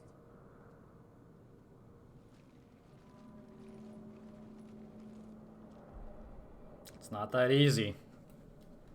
Give me a moment to say goodbye to my men. Without him down here, there's a good chance we lose this move. Without him up there, there's a good chance we lose everything. Look at that. And they want my opinion on how to stop it? Failed C-Sec officer, vigilante, and I'm their expert advisor? Think you can win this thing, Shepard? We can do it. I don't know, Garrus, but I'm sure as hell gonna give it my best shot. I'm damn sure nobody else can do it. For whatever it's worth, I'm with you. Welcome aboard. Are you ready, Primarch Victus? One thing. Commander, I appreciate your need for our fleets, but I can't spare them, not while my world is burning. Victus wants Krogan support for the Turians, and Krogan won't support the Turians unless we cure the That's a pretty genophage. tall order. So we need the Krogan. I can't see us winning this thing without them. Get them to help us, and then we can help you. The Krogan. Looks like your summit just got a lot more interesting. Oh boy. Really great. I love Palaven because it's a really great first level. Really represents what combat's really going to be like for the majority of the game as it gets more difficult. Sorry, have been down this road before, Commander Shepard. But Madam Counselor, let me... I tried to smooth things over with the Solarian Dalatras. To say she's upset would be a monumental understatement. Some of these issues are hundreds of years old. Time to let go. Sad to say, but any effort to ally these disparate groups seems doomed to failure. And I'm sure you understand that we cannot afford to waste time with the Reapers knocking at our door. This must be my final word. I'm sorry, but the Asari will not be at your summit. Our alliance would be stronger. Thanks for nothing. You need them. We all do. I wish you luck, Commander. Goodbye. Commander, Admiral Hackett's available on VidCom. got like 12,500 credits there. Nice. Commander, have you retrieved the Primarch for your summit? Yes, sir. But the Asari are staying on the sidelines. They'll regret that. The time for unity is now. Speaks the truth. The Solarians will be there, though. You don't sound very optimistic. We expect the Krogan will be joining us, too. I see. Well, then you've got your hands full, Commander. Was there something else you needed to discuss? So every time, like, occasionally you'll be able to talk to Hackett here, and you'll be able to get, like, narrative updates on the status of all these fronts, right?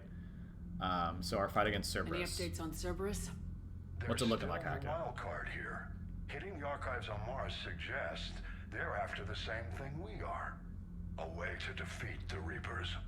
It didn't seem as if the elusive man was suggesting we appease them. He wants to control them. You'd think we'd be on the same side now more than ever. Cerberus has never played by the rules as we know them. I don't know what their agenda is, but it has nothing to do with humanity's best interests. Maybe they're indoctrinated or something. The elusive man talked about controlling the Reapers. He seemed to think that's how we win this. He's wrong. Dead Reapers are how we win this. Doesn't mean he won't try. I saw your report on that Cerberus soldier you found on Mars. If the elusive man is good at one thing, it's finding new ways to subvert science. It's never worked for him before, and it won't now. Has your analysis of the Okay, this I'm just gonna skip I through. really can't say, other than it's gonna be a hell of a thing to try and build. Do you think it's risky? To be honest, 2 centuries ago, some thought it could even ignite Earth's atmosphere, but they did it anyway. How do you see us winning this war, Admiral? By making you the tip of the spear. I'm flattered, but the Normandy is just one. And a fast one. You can move quickly, hit a target. We're literally the tip of the spear. Like, the Normandy is at the forefront of saving this galaxy, and there's just so much pressure. That's an advantage, but can it win a war? It's the larger principle that matters. We'll never defeat the Reapers in a full frontal assault, Shepard. The battle against Sovereign 3 years ago took everything we had, and that was just one Reaper. I haven't forgotten. So I'll find their soft spots, avoid them where they're strong, and when I find gaps in the armor, I'll hammer them with every soldier, ship, and bullet we've got. How long can we keep... As long as it takes. I'm buying us time, keeping us in the game while you gather what we need for this Prothean device. That's really all it is. That's our plan. We have to unify the species and then finish this Prothean device. We're putting all of our eggs in that basket. Have you pieced together how? It wasn't all. From there, it was a short jump to the Sol system. Still, hell, I presided over the most devastating military defeat in human history. He's not lying. Nothing more, sir. Keep me posted. Hack it out. Hack it out. All right. Got control back now. Go and check out our war assets. 695. All right. This is the one we got from scanning. See, it's 40. You know, it's a pretty good number. I don't think anything else is here. Yep. Okay, we can talk to Victus. Commander, GARRUS said I am going to skip through him a little bit. She may be right, but there'll be a lot more blood. Real blood, if we don't try. When you put it that way. The sooner we have this summit, the sooner. Is there something else I can help you with? Again, this is just, I think these are permanent conversations we can have with him. I understand. But we'll skip through this. Everyone's depressed, everyone's stressed. The Reapers are my civilization. If the Krogan help us on Palaven, and mine... Okay. Alright, Victus. I look forward to working with you. Commander, EDI just went offline. What do you mean, offline? I don't know. She's not responding, and I can't access the AI core diagnostics. You better get down to Deck 3.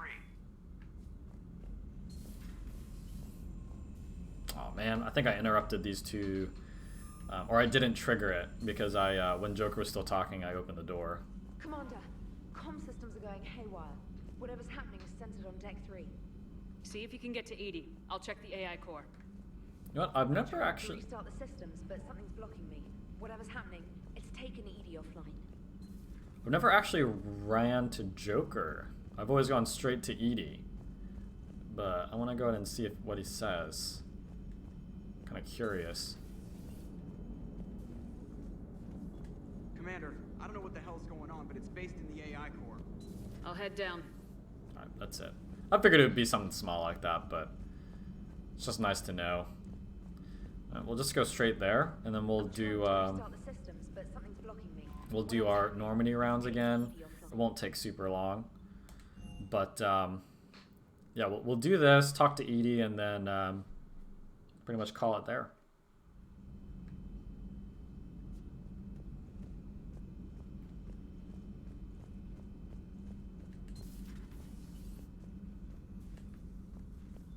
Is everything okay? That's what I'm gonna find out. Joker, what's that sound? Fire extinguishers, Commander. Could be an electrical fire, or something.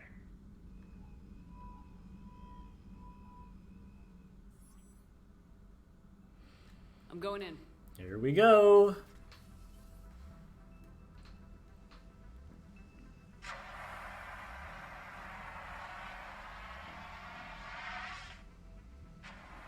EDI, talk to me.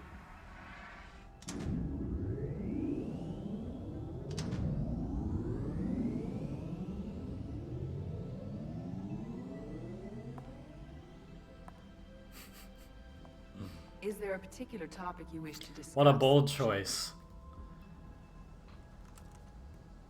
EDI, Yes. you're in Dr. Eva's body. Not all of me, but I have control of it. It was not a seamless transition. A transition? You blacked out on us for a while there. Correct. When we brought this unit on board, I began a background process to search for its information on It's the cool that she has a face though. Overall, I think I like the addition. I question whether it was super necessary, but just everything that it adds, having EDI be physically there, I think is worth it. Now that I think about it, you know, because it really helps Joker. You know, it fleshes out Joker's character as well. EDI, you need to alert us about incidents like this. You shouldn't have done this alone. Bringing the crew up to speed would have been counterproductive. All attempts to help would have been limited by reaction time. So if you're in there, are you still in the ship? I exist primarily within the ship. For optimal control, this unit should remain within Normandy's broadcast or tight beam range. Are you planning to take that body somewhere? Normandy's weaponry is not suited to every combat situation. This platform could provide limited fire ground support. You mean you could come with us? Correct. Your squad mate. This body could accompany you to areas the Normandy cannot reach. Before we do that, I need you to guarantee this mech doesn't have any more surprises in it. Run whatever tests you can, then we can talk about using it in combat situations. One moment. I am running trials. Done. I can send you a full report if you wish. However, my first step should be restoring functionality to the Normandy to reassure the crew that all is normal. Just don't be surprised if the crew's a little wary of your new body. It was shooting at them a little while ago. An excellent point. I will take it to the bridge. Joker will also want to see it. On that, we can agree. I love that comment. Alright, cool. I love this here. Was that EDI who just walked by? Yes, it was. Joker is going to have a field day with this. Yes, he is. You know what? What do we have planned for next session?